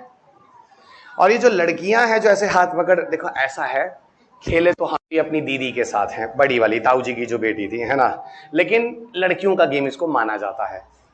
खेले हम भी हैं, क्योंकि हमारे घर में लड़के कम थे, बहनें ज्यादा थीं, तो किसके साथ खेलें? आइएगा। तो ये एक दीदी हैं, ये एक और दीदी हैं, और ये दोनों दीदी जो है एक दूसरे का हाथ पकड़ के एक दूसरे को खींच रही हैं अट्रैक्शन में, और गोल गोल घूम रही हैं, एंजॉय कर रही हैं। सर एकदम समझ में आ जाए, पंजाबी भाषा में इसको किकलिंग कहते हैं। दिल्ली वाली में जब मैं क्लासेस लेता हूं, बच्चे कहते हैं इसको किकलिंग बोलते हैं। आपकी भाषा में क्या बोलते हैं? फुकरी, फुकरी बाटा। अच्छा जो भी है, घग्घोरानी, जो 50-50 रहा है ना, छोड़िए भाई। देखो हम ठहरे ऐसे अध्यापक जो कि 50 शहर में तो जाते हैं, कम से कम 15-16 स्टेट तो हो ही जाता है। हर जगह के लोग अपनी अपनी भाषा में बात करते हैं। सुनो, तो हम कहते हैं राउंड एंड राउंड घूम लेते हैं। और राउंड एंड राउंड जो 2 बच्चियां घूमती हैं, राउंड एंड राउंड राउंड एक दूसरे को खींचती हैं, तो भैया सबको पता है एक दूसरे के अट्रैक्शन में है, दोनों खींच रही हैं। दोनों जब एक दूसरे का अट्रैक्शन है, दूसरे को खींच रही हैं, तो धीरे धीरे ये लोग थक रही होती हैं। दे आर गेटिंग टायर्ड, होता है कि नहीं होता है? और जब एक थक रही होती है धीरे धीरे धीरे धीरे, तो एक समय ऐसा आता है कि दोनों भिड़ जाती हैं। लेकिन मुझे भी पता है और आपको भी पता है, भिड़ता कोई नहीं है, क्योंकि दोनों के पास दिमाग है और दोनों एक दूसरे का हाथ छोड़ देते हैं। मेरे केस में थोड़ा अनोखा होता था, मेरी दीदी थोड़ी हैवी थी, मुझको फेंक देती थी। सर आपने बचपन याद दिला दिया। अरे हम तुम लोगों को क्या बताएं, बचपन में हम लोग दीदी के साथ बहुत गेम खेले हैं। वो एक ईंट वाला था, ऐसे होता था, ऐसे ऐसे, फिर यूं, और फिर ऐसे लेके लंबा सा हाथ उधर। लोग आप लोग नहीं खेले क्या? Same year.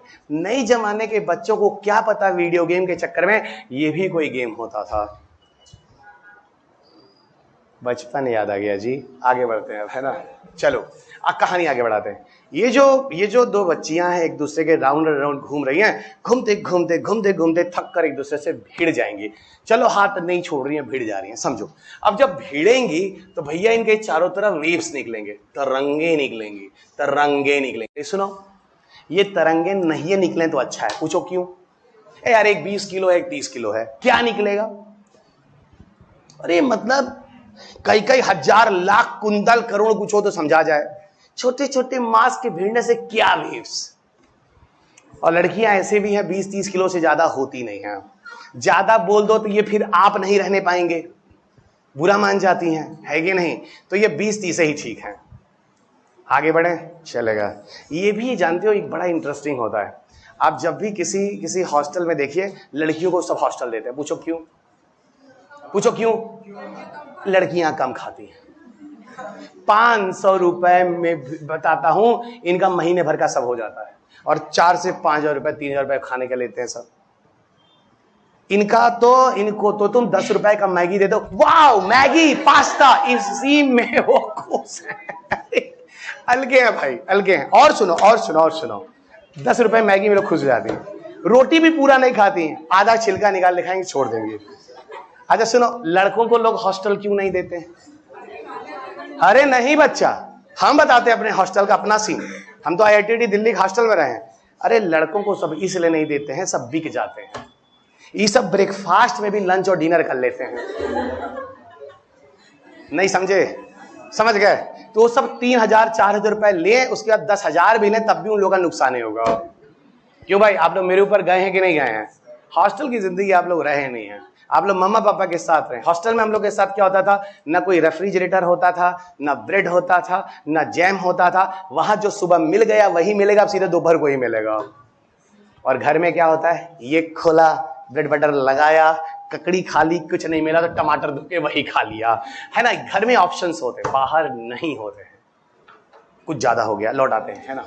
तो सर अब कहना क्या चाह रहे? अरे भाई कुछ नहीं निकलेगा वैसे। लेकिन इसी कहानी को अगर मैं दूसरी तरफ ले जाऊं, दूसरी तरफ का मतलब भाई मैं 2 ब्लैक होल ले लूं तो मतलब कुछ ऐसा। मैं कह रहा हूं अगर मैं 2 ब्लैक होल ले लूं, जैसे बच्चा एक ब्लैक होल ये है ए, एक ब्लैक होल ये है बी, और 2 ब्लैक होल एक दूसरे के अट्रैक्शन में आ गए। सर ऐसा कैसे होगा कि अट्रैक्शन में आ गए? एक बात बताओ, कहां से होकर आए हो तुम लोग और कहां पहुंचे हो?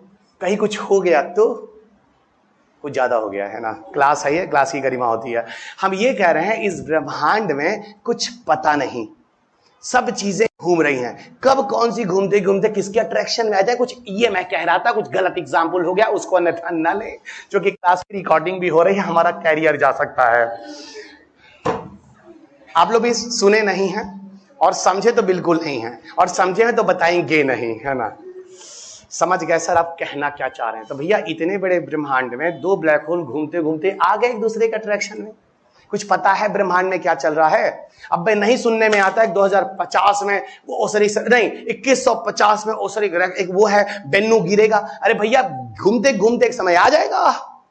अब भी नहीं समझे आप कुछ समझ रहे नहीं समझ रहे। तो ये सब घटनाएं हो रही हैं, तो इन घटनाओं में कुछ ना कुछ चीजें हो सकती है ना। वही मैं कह रहा हूं बच्चा, ये 2 ब्लैक होल हो गई, गलती से आ गए एक दूसरे के अट्रैक्शन में आ गई। और सुनो ऐसा आएंगी नहीं, आई हुई थी, जिनसे ग्रेविटेशन में हमने पता किया है, वही हम कहानी बता रहे हैं। तो सर ये दोनों एक दूसरे के अट्रैक्शन में आ गई, ये इसको घूमते घूमते घूम क्यों रही है? ब्रह्मांड एक कपड़ा है ना, और कपड़े को 3D के फॉर्म में समझो, फैब्रिक, जो आइंस्टाइन ने बोला, मैं आइंस्टाइन को ही बोलूंगा बार बार, क्योंकि आइंस्टाइन प्रूफ हो रहे हैं, सही आ रहे हैं। और वहीं पर जब मैं 2 फुटबॉल रख दूं तो अपने आप फुटबॉल एक दूसरे के अट्रैक्शन में होगा। और सुनो 3D के फॉर्म में समझना, ऐसा मत समझना ये दोनों फुटबॉल सीधे आके भिड़ जाएंगे, नहीं नहीं नहीं, ब्रह्मांड में ऐसे नहीं होता। ब्रह्मांड 3D है, ऐसे अट्रैक्शन में आएंगे, फिर और करीब आएंगे, फिर और करीब आएंगे, और फिर करीब आके भिड़ जाएंगे। नहीं समझ में आया?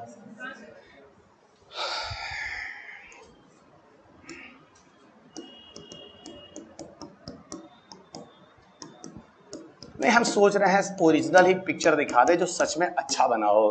खुल जा भाई, खुल जा।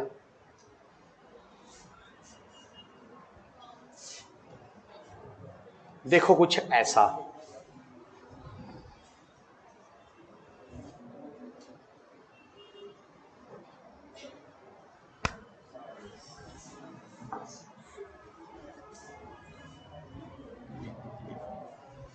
और जब भिड़े तब भैया इधर देखो क्या हुआ।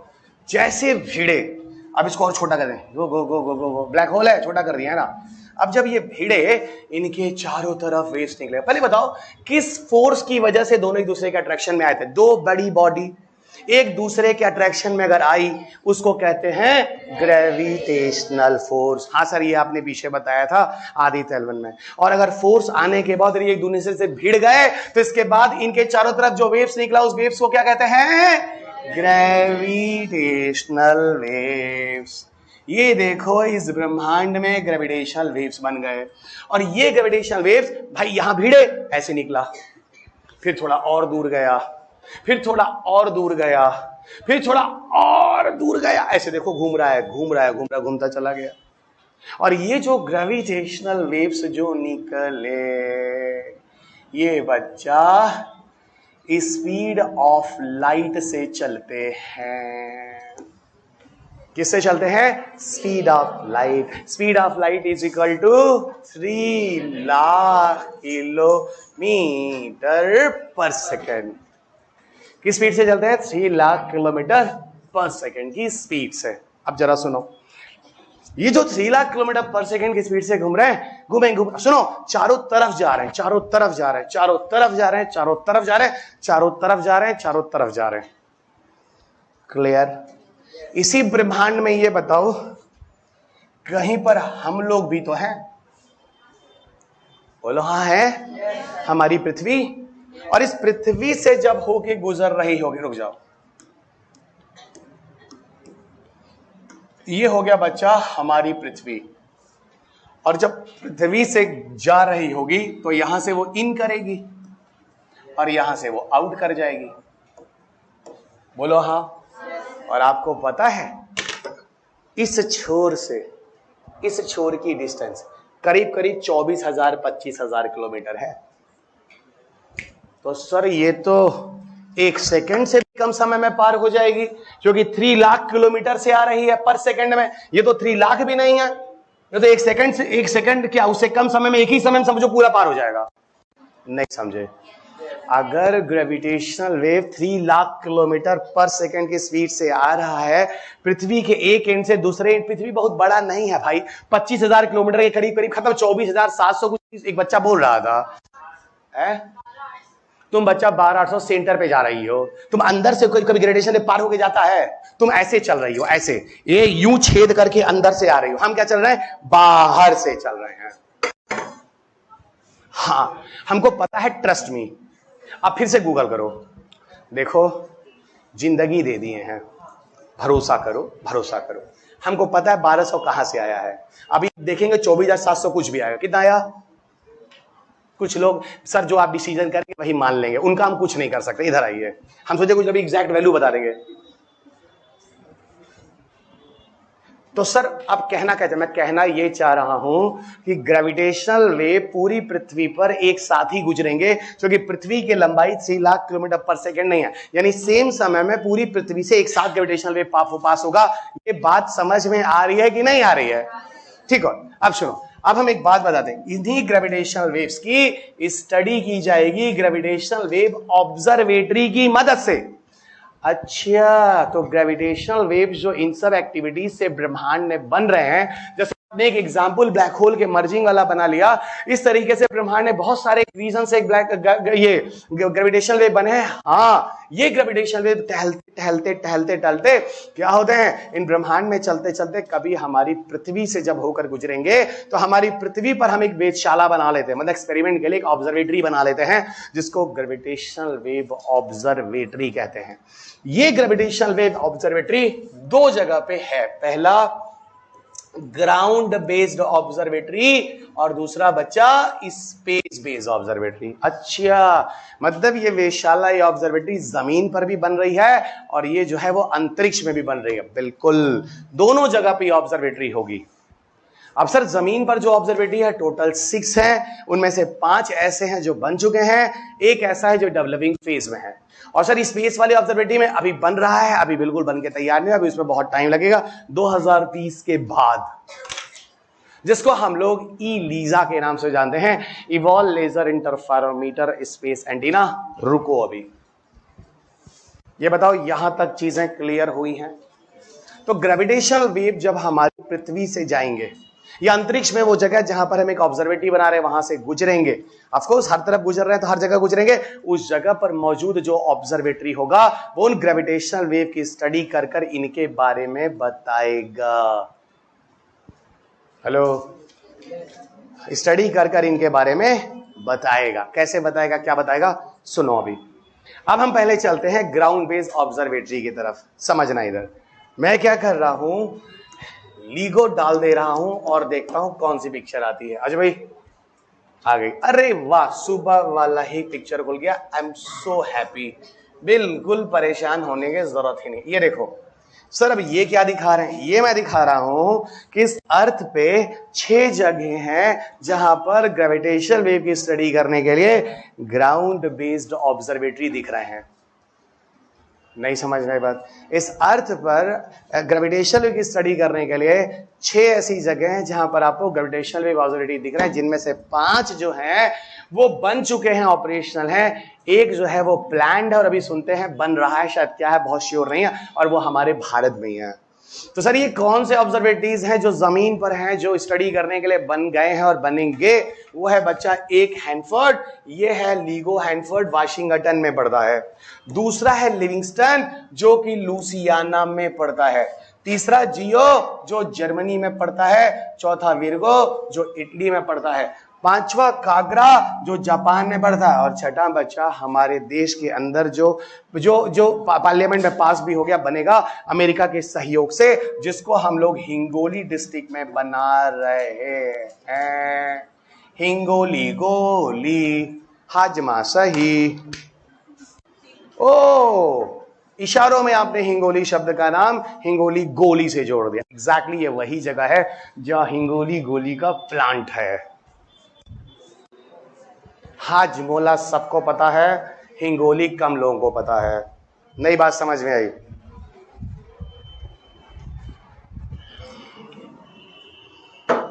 देखो जो लीगो ऑब्जर्वेटरी है वो असल में यूएस की ऑब्जर्वेटरी है। सुनते रहो, समझा तो मैं ले जाऊंगा। यूपीएससी डाल तो मैं बात और मैंने आपको बार बार बोला कोई भी इन चीजों को टच नहीं करता। आप 10 क्वेश्चन एक्स्ट्रा हैं इंडिया के हर कोचिंग इंस्टीट्यूशन से, अगर वहां मैं नहीं पढ़ाता हूं तो कंडीशन अप्लाई। और वैसे मैक्सिमम जगह तो मैं ही हूं, ये भी प्रॉब्लम है। साइंस टेक में तो आपको या तो करंट पढ़ लो, नहीं तो फिर रवि अग्रवाल से पढ़ लो, और कुछ नहीं है। थैंक गॉड, हे भगवान बनाए रखना। और करंट अफेयर से कुछ आता नहीं है, करंट अफेयर से कुछ आता नहीं है। एक क्वेश्चन तो करंट अफेयर्स बोलोगे जहां 14 क्वेश्चन स्टैटिक होता है। इधर आओ, अब सुनो, इसी को जरा समझो। ये बच्चा, ये है मान लो ब्लैक होल, ये है मान लो ब्लैक होल, ये गए भेड़, निकला ग्रेविटेशनल वेव्स। तो जो ग्रेविटेशनल वेव्स निकला ये चारों तरफ गए, गो गो गो गो गो और गो, यहां से एंटर किया और यहां से एग्जिट हो गया। फिर रिपीट वही मारे जो हम पीछे समझाए थे। अब सुनो, अब एक बात समझो, जो लीगो वाला है ना बच्चा, वो अमेरिका का है, और जो लीगो इंडिया है वो अमेरिका के साथ मिलकर काम चल रहा है, जो भारत में लगेगा। लीगो का पूरा नाम है laser interferometer, laser interferometer, gravitational wave observatory, wave observatory. ये है बच्चों LIGO, laser interferometer, gravitational wave observatory. ये है laser interferometer, gravitational wave observatory. क्या है भाई? ये लीगो का पूरा नाम है और अमेरिका की ऑब्जर्वेटरी का नाम है ये लीगो। अब सुनो, अमेरिका ने जो अपने ऑब्जर्वेटरीज जो अपने कंट्री में बनाए, बड़ी होशियारी से देखो, एक इस एंड पे बनाया अमेरिका के, दूसरे इस एंड में बनाया, ताकि एटलीस्ट ऑब्जर्वेटरी के बीच में मैक्सिमम डिस्टेंस हो सके। कुछ दिमाग लगाया अमेरिका ने। और सुनो, जो तीसरा बनाया है वो इंडिया में बनाया है। अमेरिका को इंडिया से इतना प्यार नहीं है। उसने क्या किया, उसको दिख रहा है कि भैया अमेरिका इधर है तो इंडिया इधर है, उसको पता है इंडिया अमेरिका का मैक्सिमम डिस्टेंस मिल जाएगा।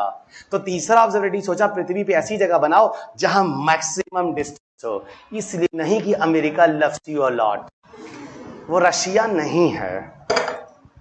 कुछ समझ में आई बात? दिमाग है, लॉजिक, सर समझ गए।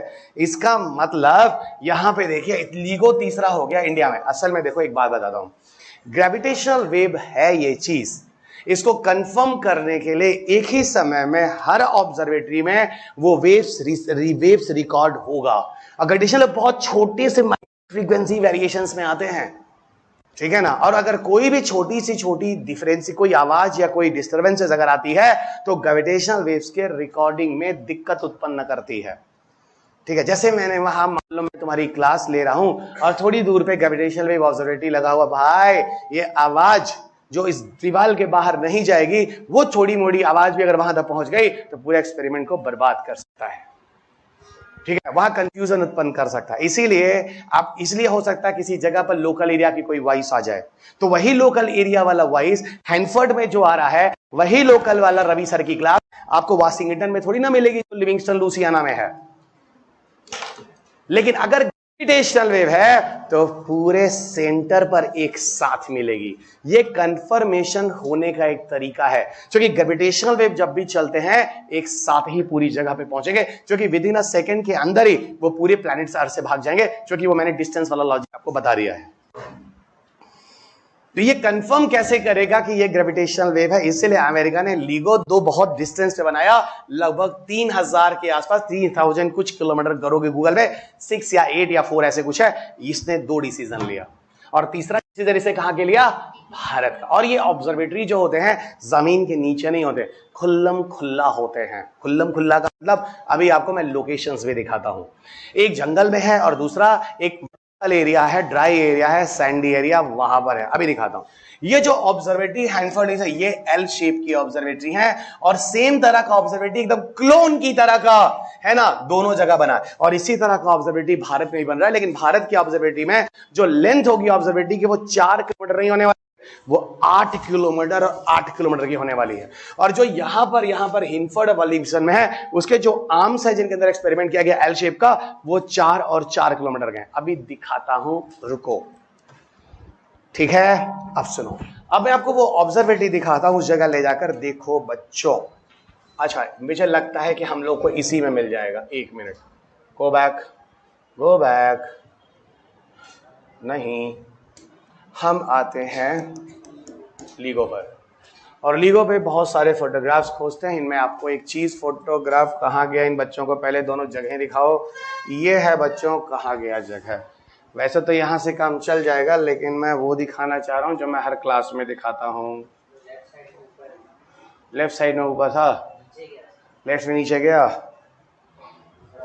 और नीचे है लेफ्ट में, कौन सा? ये नहीं भाई, आप लोग ना बोलो, है ना, आप ही किस्मत नहीं, हम नहीं दिखाएंगे, खत्म बात है। नहीं है, नहीं, आप ही किस्मत में नहीं, हम नहीं जानते हैं, जाइए।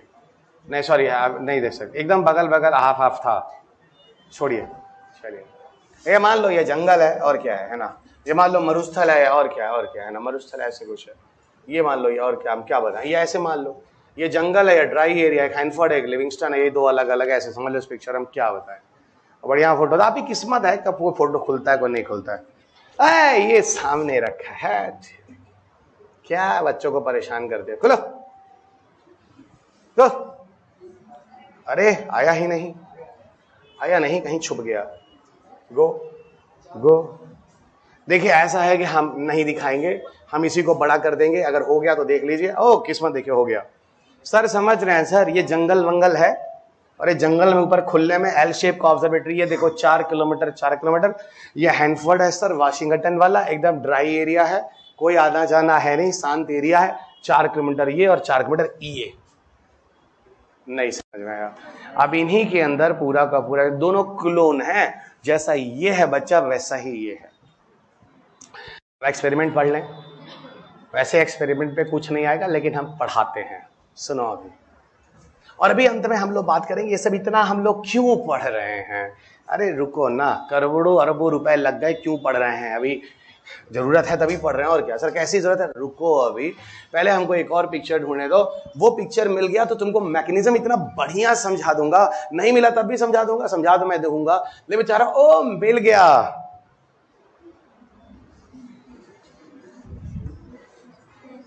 फाइनली। लेकिन ये लग रहा है ये छोटा है, लग रहा है लंबा, जबकि दोनों 4-4, क्या बताएं हम तुमको। ओ माय गॉड, पर आप 4-4 समझ जाएंगे ना।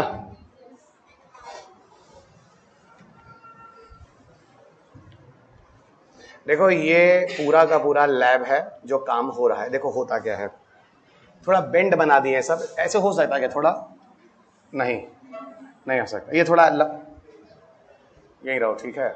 सुनो, ये 4 किलोमीटर है, ये भी 4, ठीक है ना, समझ रहे नहीं समझ रहे? ठीक है, देखो एक ऐसा है वो 4-4 किलोमीटर ज्यादा है ना, ये देखो यहाँ एक सुनो, ये एक ट्यूब है 4 किलोमीटर लंबा, ये एक ट्यूब है 4 किलोमीटर लंबा, ये बीम स्प्लिटर है। क्या है?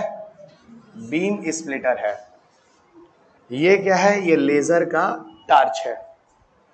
ये बीम स्प्लिटर, ये जो लेजर के, अरे लेजर नहीं, ये टीचर लोग पढ़ाते हैं वाला, नहीं कई बार बोले हैं, नहीं पीपीटी वाले टीचर, यूट्यूब वाले, अब तो वो लोग ऐसे देखते हैं, ऐसे पढ़ाते हैं।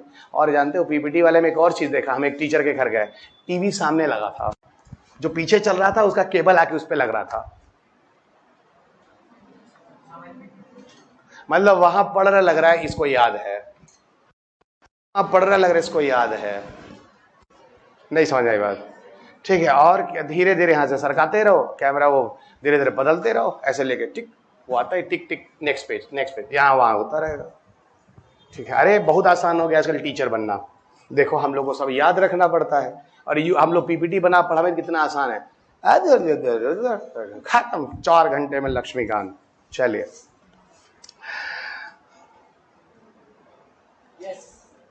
और फिर हम लोग पीपीटी ढो के लावे, लैपटॉप लावे, कितना ताम जाम, कितना, अब तो डिजिटल बोर्ड है, कोई दिक्कत ही नहीं। अब सुनो, अब जो ऐसा है कि इधर से लेजर लाइट आया, इधर, अच्छा पीछे हम मिरर लगाए, देखो एक मिरर है, एक मिरर है, हाँ सर मिरर रिफ्लेक्टेड है। अब सुनो, यहाँ पे डिटेक्टर है, डिटेक्टर मतलब क्या हुआ रिजल्ट उसके लिए। अब सुनो होता क्या है, लेजर लाइट यहाँ आई, स्प्लिटर ने उसको तोड़ा, आधा इधर गया आधा इधर गया, ये जाके पीछे मिरर से टकराया, मिरर से कोई भी लाइट जाती है तो रिफ्लेक्ट होके आती है, तभी ये लिखा है रिफ्लेक्टेड मिरर। इधर भी क्या रिफ्लेक्ट होके आया, रिफ्लेक्टेड मिरर, दोनों इधर इधर आके टकरा के यहाँ टकरा गए, ये यहाँ टकराया यहाँ टकराया, टकराने के बाद यहाँ डिटेक्टर ने इनका पिक्चर इमेजेस लिया, क्या मिला, यहाँ का मिला भाई, देखो यहाँ का जो वेव आया उसका ये ग्राफ आया, यहाँ का जो था उसका ग्राफ मान लो ये आया था, दोनों का रिजल्ट देखो कुछ नहीं था, जितना ये गया आधा उतना ये आया, मिला के दोनों 0, तो यहां मिला भैया कोई वेव नहीं आ रहा है।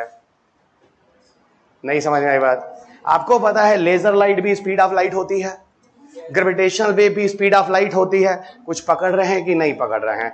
अब लगे हाथ तो एक काम कर लेते हैं ना, अब ग्रेविटेशनल वेव ला ही देते हैं, ये देखिए ग्रेविटेशनल वेव आया, ग्रेविटेशनल वेव आया, रुक जाओ कलर नहीं दिख रहा है, ग्रेविटेशनल वेव आया, ग्रेविटेशनल वेव आया, पर्पल कलर लाया, ये देखो पर्पल कलर आया, ग्रेविटेशनल वेव आया, ग्रेविटेशनल वेव आया, ग्रेविटेशनल वेव आया, ये ग्रेविटेशनल वेव आया तो क्या होगा, ये भी स्पीड ऑफ लाइट से आ रही। अब एक बताओ, स्पीड ऑफ लाइट से ये चल रहा है, स्पीड ऑफ लाइट से हिलेगा नहीं? अरे भाई हम दौड़ रहे हैं, पीछे से हमको कोई ढकेला, वाइब्रेशन होगा कि नहीं होगा? पूरा नौटंकी कराते हो हमसे क्लास में। अब सुनो, तो एक वेव चल रहा है, एक और वेव है उसी से आया, एकदम वाइब्रेशन हो जाएगा, हिल जाएगा वेव, तो हिल जाएगा भाई, तो जो ऐसे समझो इसमें कुछ चेंजेस होगी फ्रीक्वेंसी में, या इसमें कुछ होगी, और उसी फ्रीक्वेंसी का जो वेवलेंथ लेंथ होगा बढ़ेगा घटेगा। अब यहां पर उसी को अगर मेजर किया जाएगा, अब कुछ एक्स्ट्रा यहां पे रिपोर्ट होगा, ओ माय गॉड कुछ रिपोर्ट हुआ, और यही जो ओ माय गॉड रिपोर्ट हुआ ये हैनफोर्ड में नहीं हुआ, लिविंगस्टन में भी हुआ, सेम तरह का पक्का ग्रेविटेशनल वेव है। नहीं समझ में आया? हाँ तो हम क्या करें, हम इधर आएंगे तो उनको नहीं दिखेगा, हम कुछ नहीं बोले, हम ऐसे दौड़े हैं, ऐसे अचानक मेरे दौड़ते समय कोई पीछे धक्का दिया है, हम किसी फ्रीक्वेंसी से दौड़े, कोई दूसरा फ्रीक्वेंसी धक्का दिया है तो हमारी फ्रीक्वेंसी डिस्टर्ब हो गई। अब जो फ्रीक्वेंसी में डिस्टर्बेंसेस आया उसकी वजह से जो ये आर्म्स था, इस आर्म्स में जो वेव्स आ रहे थे उनकी फ्रीक्वेंसी में डिस्टर्बेंस आएगा। और वही मैं कहानी की तरह, चुटकुले की तरह समझाने की कोशिश कर रहा था कि जो ग्रेविटेशनल वेव है वो एक वेव ही, एक फ्रीक्वेंसी होगी ना उसकी कुछ, तो बच्चा जो इसके अंदर हम भेज रहे होंगे वो एक्स्ट्रा वेव उसके साथ कोई चेंज करेगा ना, उसी चेंज को ये ग्राफ का डिटेक्टर रीड कर देगा और बताएगा देखो यहाँ एक्स्ट्रा वेव आया है। और जो ये रीड करेगा ये हैनफोर्ड में भी यही है, और ये लिविंगस्टन लुसियाना में भी होगा, और आगे भविष्य में जब भारत होगा तो वहां भी ऐसा ही आएगा। जो इसलिए भी होता है, मान लो मैंने क्या बोला, इसी जगह की एक लोकल अगर फ्रीक्वेंसी है, ठीक है ना, तो वो लोकल फ्रीक्वेंसी 3000 किलोमीटर पे भी वही फ्रीक्वेंसी नहीं होगी। अब मान लो हम तुम्हारा यहां क्लास ले रहे हैं हैनफोर्ड में, तो तुरंत हम लिविंगस्टन में भी क्लास ले लेंगे, लेकिन अगर ग्रेविटेशनल वेव तो तुरंत होगा ना। एग्जैक्टली यही बात मैं आपको समझा रहा।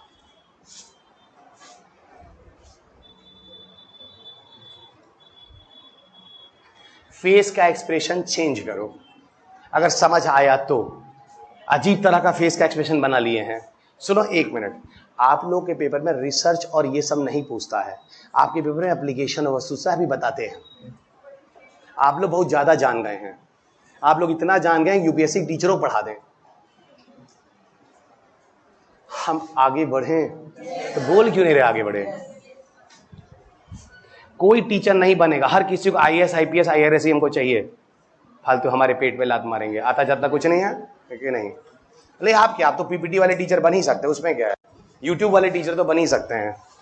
हम लोग टीचर 20 साल में नहीं पढ़ पाए, बना बना पढ़ के आजकल 2-2 दिन में टीचर बन जा रहे हैं लोग, और हमसे अच्छा भी कर रहे हैं सब। बताओ, अजीब हालत हो गया है। हम लोग ही लगता पढ़ लिख के हम लोग बेकार हो गए। चलिए अच्छा हो गया, जमीन वाला हमने कर लिया। अब सर स्पेस वाला चलते हैं। कहाँ चलते हैं? Space base. कहानी याद है हम लोग बच्चों? ग्राउंड वाला तो कर लिए, अब आते हैं स्पेस। अभी हम बताते हैं इतना ग्रेविटेशनल वेव के पीछे हम लोग क्यों पड़े हैं, वो अभी बाद में बताऊंगा ना। रुको अभी बाद में क्यों, अब बोल ही दिए तो सुन ही लो। ऐसा है बच्चों, ग्रेविटेशनल वेव ये समझ में आ गया, ये एक नेचुरल वेव है जो ब्रह्मांड में कुछ ऐसी नेचुरल घटनाएं हुई हैं जिसकी वजह से जनरेट हुए हैं। इतना समझ में आ गया? और ये जो ग्रेविटेशनल वेव जो नेचुरल घटनाएं हुई हैं जिससे जनरेट हुआ है, उसकी वजह से हमारी पृथ्वी पर से गुजरा है। यानी कहने का मतलब है कि आज हम 2014 में, मतलब आइंस्टाइन ने जब बोला था 1914-15 में कि ग्रेविटेशनल वेव होता है, उसके 100 साल बाद हम लोगों ने इसका टेस्ट कर लिया है। उसके 100 साल बाद हम लोगों ने इसका टेस्ट कर लिया और इसको समझ लिया है। नई बात समझ में आ रही है? अब हमको एक बात बताओ, पता है जो हमने ग्रेविटेशनल वेव चेक किया उसका रिजल्ट सुनो। उसमें वैज्ञानिकों ने ये बोला कि जो ग्रेविटेशनल वेव की स्टडी हुई है, ये ग्रेविटेशनल वेव जो आया है 2014 के आसपास जिसकी स्टडी की गई है, ये ग्रेविटेशनल वेव लाखों साल पहले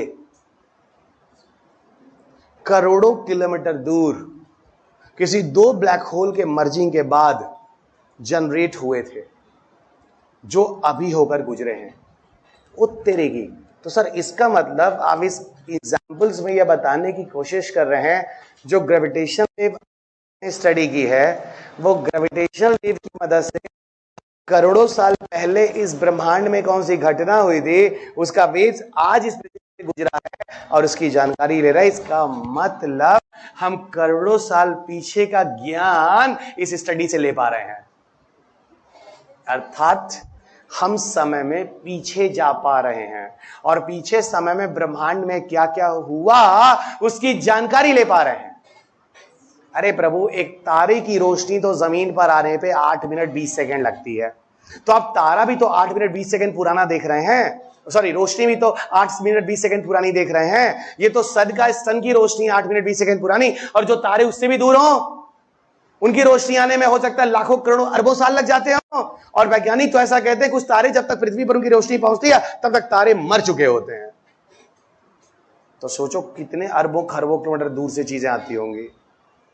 तो सर इसका मतलब सबसे बड़ी बात आपने यह समझा दिया कि हम ग्रेविटेशनल वेव की स्टडी करके समय में पीछे जा सकते हैं। सर अपने समय में पीछे हमें जेम्स वेब टेलीस्कोप के समय में किया था।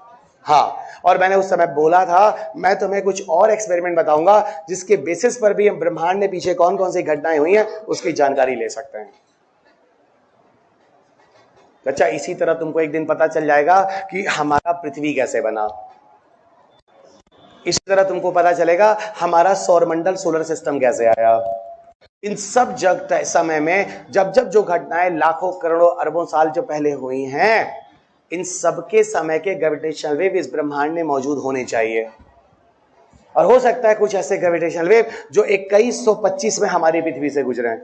जिसकी घटना हो सकता कई अरबों साल पहले हुई हो। अभी वो वेव बीच में है, अभी ट्रेवल करके जब गुजरेंगे, अब गुजरेंगे 2115 में, तो 2115 में उनकी स्टडी करके पता चलेगा ये इस समय आए थे, इतने समय से, इस घटना की वजह से। अब ब्रह्मांड को कितना समझ रहे हैं? चौथा फ्लोर, 4 फ्लोर का माला। आज तक हम 13.6 बिलियन ईयर्स एगो तक नहीं पहुंच पाए हैं। इस ब्रह्मांड का सेंटर कहां है? सोचो, उस समय भी बहुत सारे ग्रेविटेशनल वेव निकले होंगे जो हमारी पृथ्वी तक आएंगे, आज नहीं, पता नहीं कितने साल बाद। और उसकी मदद से हम ये बता सकते हैं कि ब्लैक जो ब्रह्मांड है, बिग बैंग यहीं से शुरू हुआ था, यही है उस ब्रह्मांड का सेंटर। कोई मुझे बता दे इस ब्रह्मांड का सेंटर क्या है? किसी को कुछ नहीं पता। अनंत ब्रह्मांड में ब्रह्मांड का और छोर नहीं पता, उसका सेंटर कहां से बताओगे? बोलो हाँ। अब हम तुम लोगों को बच्चों लिए चलते हैं स्पेस बेस्ड ऑब्जर्वेटरी। कहां की तरफ ले चलते हैं? Space based observatory. क्या है भाई स्पेस बेस्ड ऑब्जर्वेटरी? सुनो,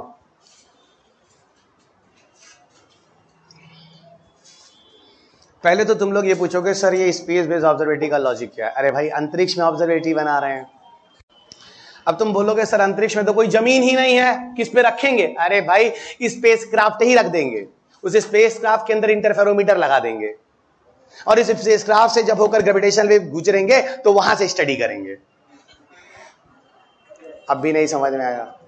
और इस स्पेस बेस्ड ऑब्जर्वेटरी की बात करें तो 2010 से ही न्यूज में आ जाता है, और एक सक्सेसफुल रिसर्च होता है 2014-15 के आसपास, जिसका नाम है इलीजा प्रोजेक्ट, जिसको कहते हैं evolved laser interferometer space antenna.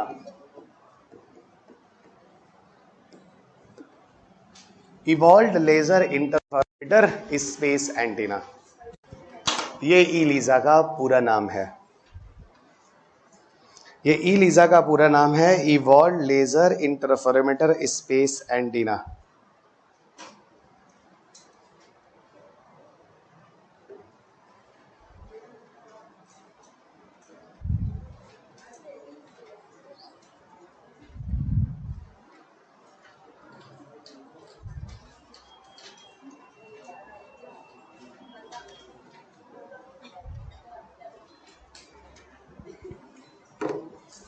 Okay, अब सुनो, evolve laser interferometer space antenna, इसमें होता क्या है समझो।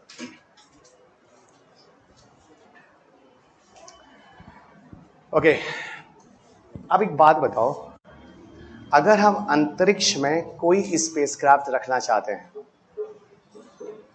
तो यहां तो हम कितनी भी दूरी पर रख सकते हैं ना ऑब्जर्वेटरी?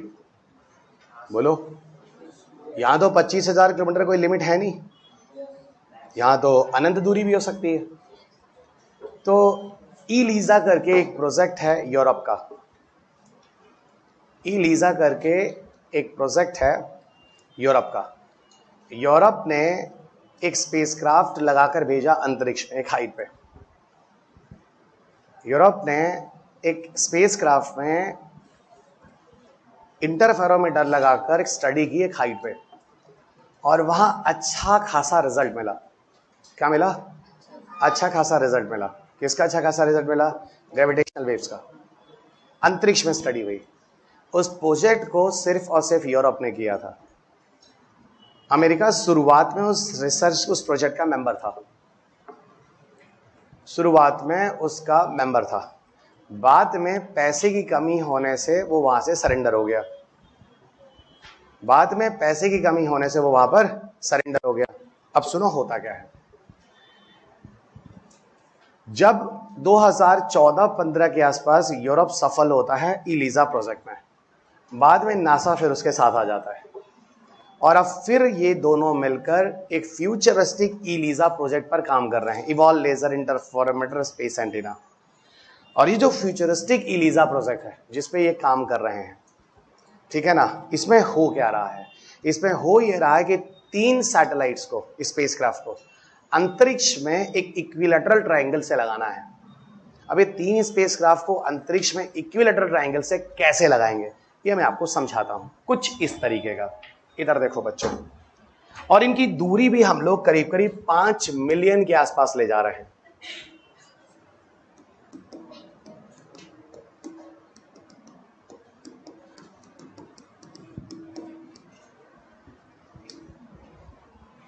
इधर देखो, ये देखो, evolve laser interferometer space antenna. ये देखो कुछ इस तरीके से हम इसको लगा रहे हैं। 1 मिनट,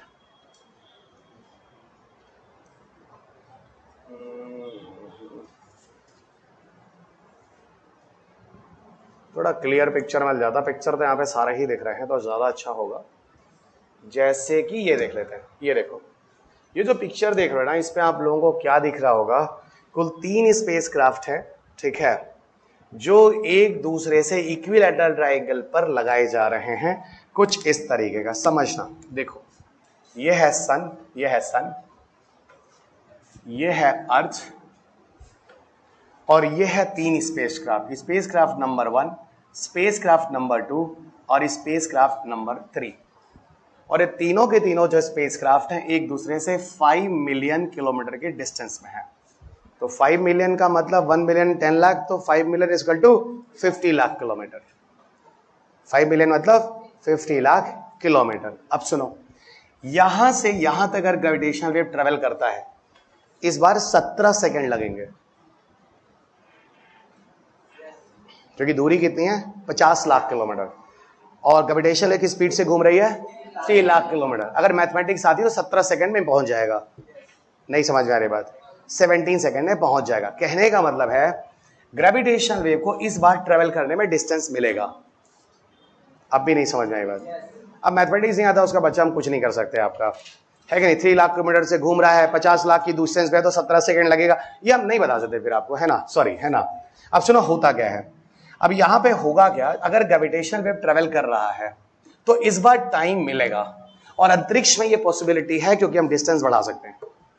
तो इस बार ऐसा ही किया जा रहा है, सन से लगभग 1 एस्ट्रोनॉमिकल यूनिट की दूरी पर, है ना, अर्थ की जो पोजीशन है उसके हिसाब से इन 3 सैटेलाइट्स को इक्वल एंगल पे इस तरीके से लगाया जाएगा। सुनो, अभी एक भी सैटेलाइट नहीं लगा है। इसी को कहा जाता है ट्रायो स्पेसक्राफ्ट। क्या कहा जाता है, इसी को कहा जाता है ट्रायो स्पेसक्राफ्ट। इसी को कहा जाता है ट्रायो स्पेसक्राफ्ट, यानी 3 स्पेसक्राफ्ट को एक साथ लगाकर काम कराया जाता है। अब सुनो बच्चों, ये जो ट्रायो स्पेसक्राफ्ट है, जो 3 स्पेसक्राफ्ट को एक साथ लगाकर काम कराया जाता है, अब यही ट्रायो स्पेसक्राफ्ट में यूरोप और नासा दोनों काम कर रहे हैं, यानी यूरोपियन स्पेस एजेंसी और नासा दोनों काम कर रहे हैं, ठीक है ना। अब इसका फायदा क्या होने वाला है, इसका फायदा ये होने वाला है, सुनो अभी, इसका फायदा ये होने वाला है कि जो छोटे छोटे इंसिडेंट्स भी हुए हैं जिससे ग्रेविटेशनल वेव हुए हैं, क्योंकि अर्थ पे तो बड़े इंसिडेंट्स वाले ग्रेविटेशनल वेव की स्टडी आसानी से हो जाती है, ठीक है, क्योंकि यहां डिस्टेंस ज्यादा नहीं है अर्थ पर। लेकिन अगर छोटे छोटे इंसिडेंट्स भी ब्रह्मांड में हुए हैं तो छोटी छोटी घटनाएं तो ज्यादा होती हैं। बड़ी घटनाएं तो मर्जिंग ऑफ 2 ब्लैक होल कभी हुआ होगा, सुपरनोवा एक्सप्लोजन कभी हुआ होगा, लेकिन छोटी मोटी घटनाएं तो ब्रह्मांड में बहुत हुई होंगी। तो जो छोटी मोटी घटनाएं ब्रह्मांड में बहुत हुई होंगी, उस घटनाओं में जो ग्रेविटेशनल वेव निकले हैं, उन ग्रेविटेशनल वेव की स्टडी से हम लोग जानने की कोशिश करेंगे ब्रह्मांड में कहां कहां कौन सी घटनाएं हुई हैं, और ज्यादा जानकारी मिल सकेगी। लेकिन इन 3 स्पेसक्राफ्ट को लगाने में अरबों खरबों रुपए खर्च हो रहे हैं, और ये 2030 के बाद ही लगेगा, ये 2030 के बाद ही लगेगा। अब इसमें काफी टाइम लगना है। इसी को ट्रायो स्पेसक्राफ्ट बोला गया इलीजा प्रोजेक्ट में। ये क्वेश्चन भी पूछा गया। इलीजा प्रोजेक्ट 2016 के पीटी में भी आया। इलीजा प्रोजेक्ट किसके लिए है, ग्रेविटेशनल वेव के लिए। कुल मिलाकर 8 से 9 क्वेश्चन, और 2 क्वेश्चन आपके पेपर है। मैंने यूनिवर्स वाले चैप्टर में भी इस चैप्टर का डाल दिया है, एक्सपेंशन ऑफ यूनिवर्स वगैरह। कुल मिला के 9 से 10 क्वेश्चन आपके पेपर में पार्टिकल फिजिक्स से पूछे गए हैं, ठीक है ना। ये पूरा का पूरा ग्रेविटेशनल वेव था। इसके साथ ही पार्टिकल फिजिक्स खत्म होता है। आपको मैं 5 मिनट देता हूं, जो भी पार्टिकल फिजिक्स के क्वेश्चन आए हैं एक बार लगाइए, अगर कोई डाउट है तो पूछिए, और फिर हम लोग चलते हैं अगले टॉपिक की तरफ, अगले चैप्टर पे। इतनी देर से बच्चा क्या बता रहा था, ब्रह्मांड को समझ लेंगे, पृथ्वी कैसे आया, ब्रह्मांड कैसे आया, आज तक ब्रह्मांड का सेंटर नहीं पता है। और क्या है इसमें, हेल्थ वेल्थ से इसका कोई लेना देना नहीं है। हाँ तो बस वही है इसमें, और कुछ नहीं है। वो कम चीज है, जैसे ब्रह्मांड आया वैसे यदि ब्रह्मांड खत्म होगा तो क्या पता हम ब्रह्मांड और जीवन की लाइफ और क्या क्या पता लें इस बारे में। 5 मिनट है, लगाइए, मैं कॉल करके आता हूं।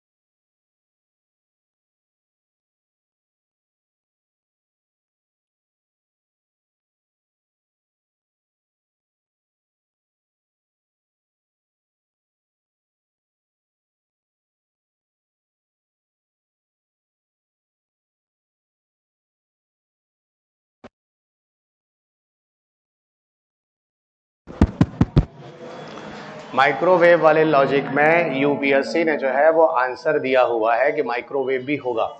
वैसे ज़्यादा लॉजिक बताया जाए तो यहाँ माइक्रोवेव सही आंसर नहीं होना चाहिए, क्योंकि बच्चा माइक्रोवेव बहुत दूर से यहाँ तक आने में इतना समय लेगा ना, जब तक हो सकता है कई जनरेशन गुजर जाए।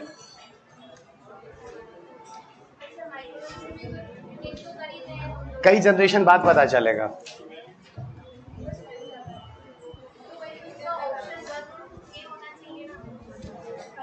और आंसर एक लिखा रहा है, बी का मतलब ठीक है, हम यूपीएससी के आंसर को फॉलो कर ले रहे हैं। देखो यहां दो चीज है, कुछ आंसर्स के साथ यूपीएससी बहुत कंफ्यूज है।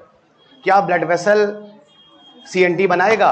वो कहता है नहीं बनाएगा, हम कहते हैं बनाएगा, हमारे पास सोर्स है। अब क्या किया जाए? यूपीएससी का मार दो और क्या करोगे फिर? हम इस केस में क्या करें जब यूपीएससी कंट्रोवर्सी देता है? यूपीएससी तो इंग्लिश में नॉन कोऑपरेशन मूवमेंट लिखता है, हिंदी में सविनय अवज्ञा लिखता है, इसका मैं क्या करूं? उसका हिंदी तो असहयोग होता है, इसका मैं यूपीएससी पे क्या कर सकता हूं?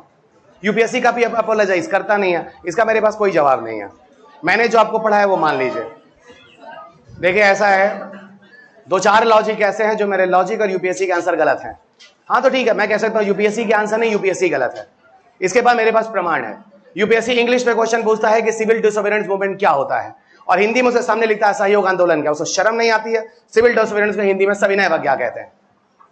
तो मैं इसके लिए क्या करूं? यूपीएससी जब गलत कर रहा है तो, और यूपीएससी कभी भी अपोलोजाइज नहीं करता है। पर ये चीजें मैं ऑनलाइन प्लेटफॉर्म पे आकर कहीं और जाकर नहीं बोल सकता हूं, क्योंकि यूपीएससी की अपनी एक गरिमा है।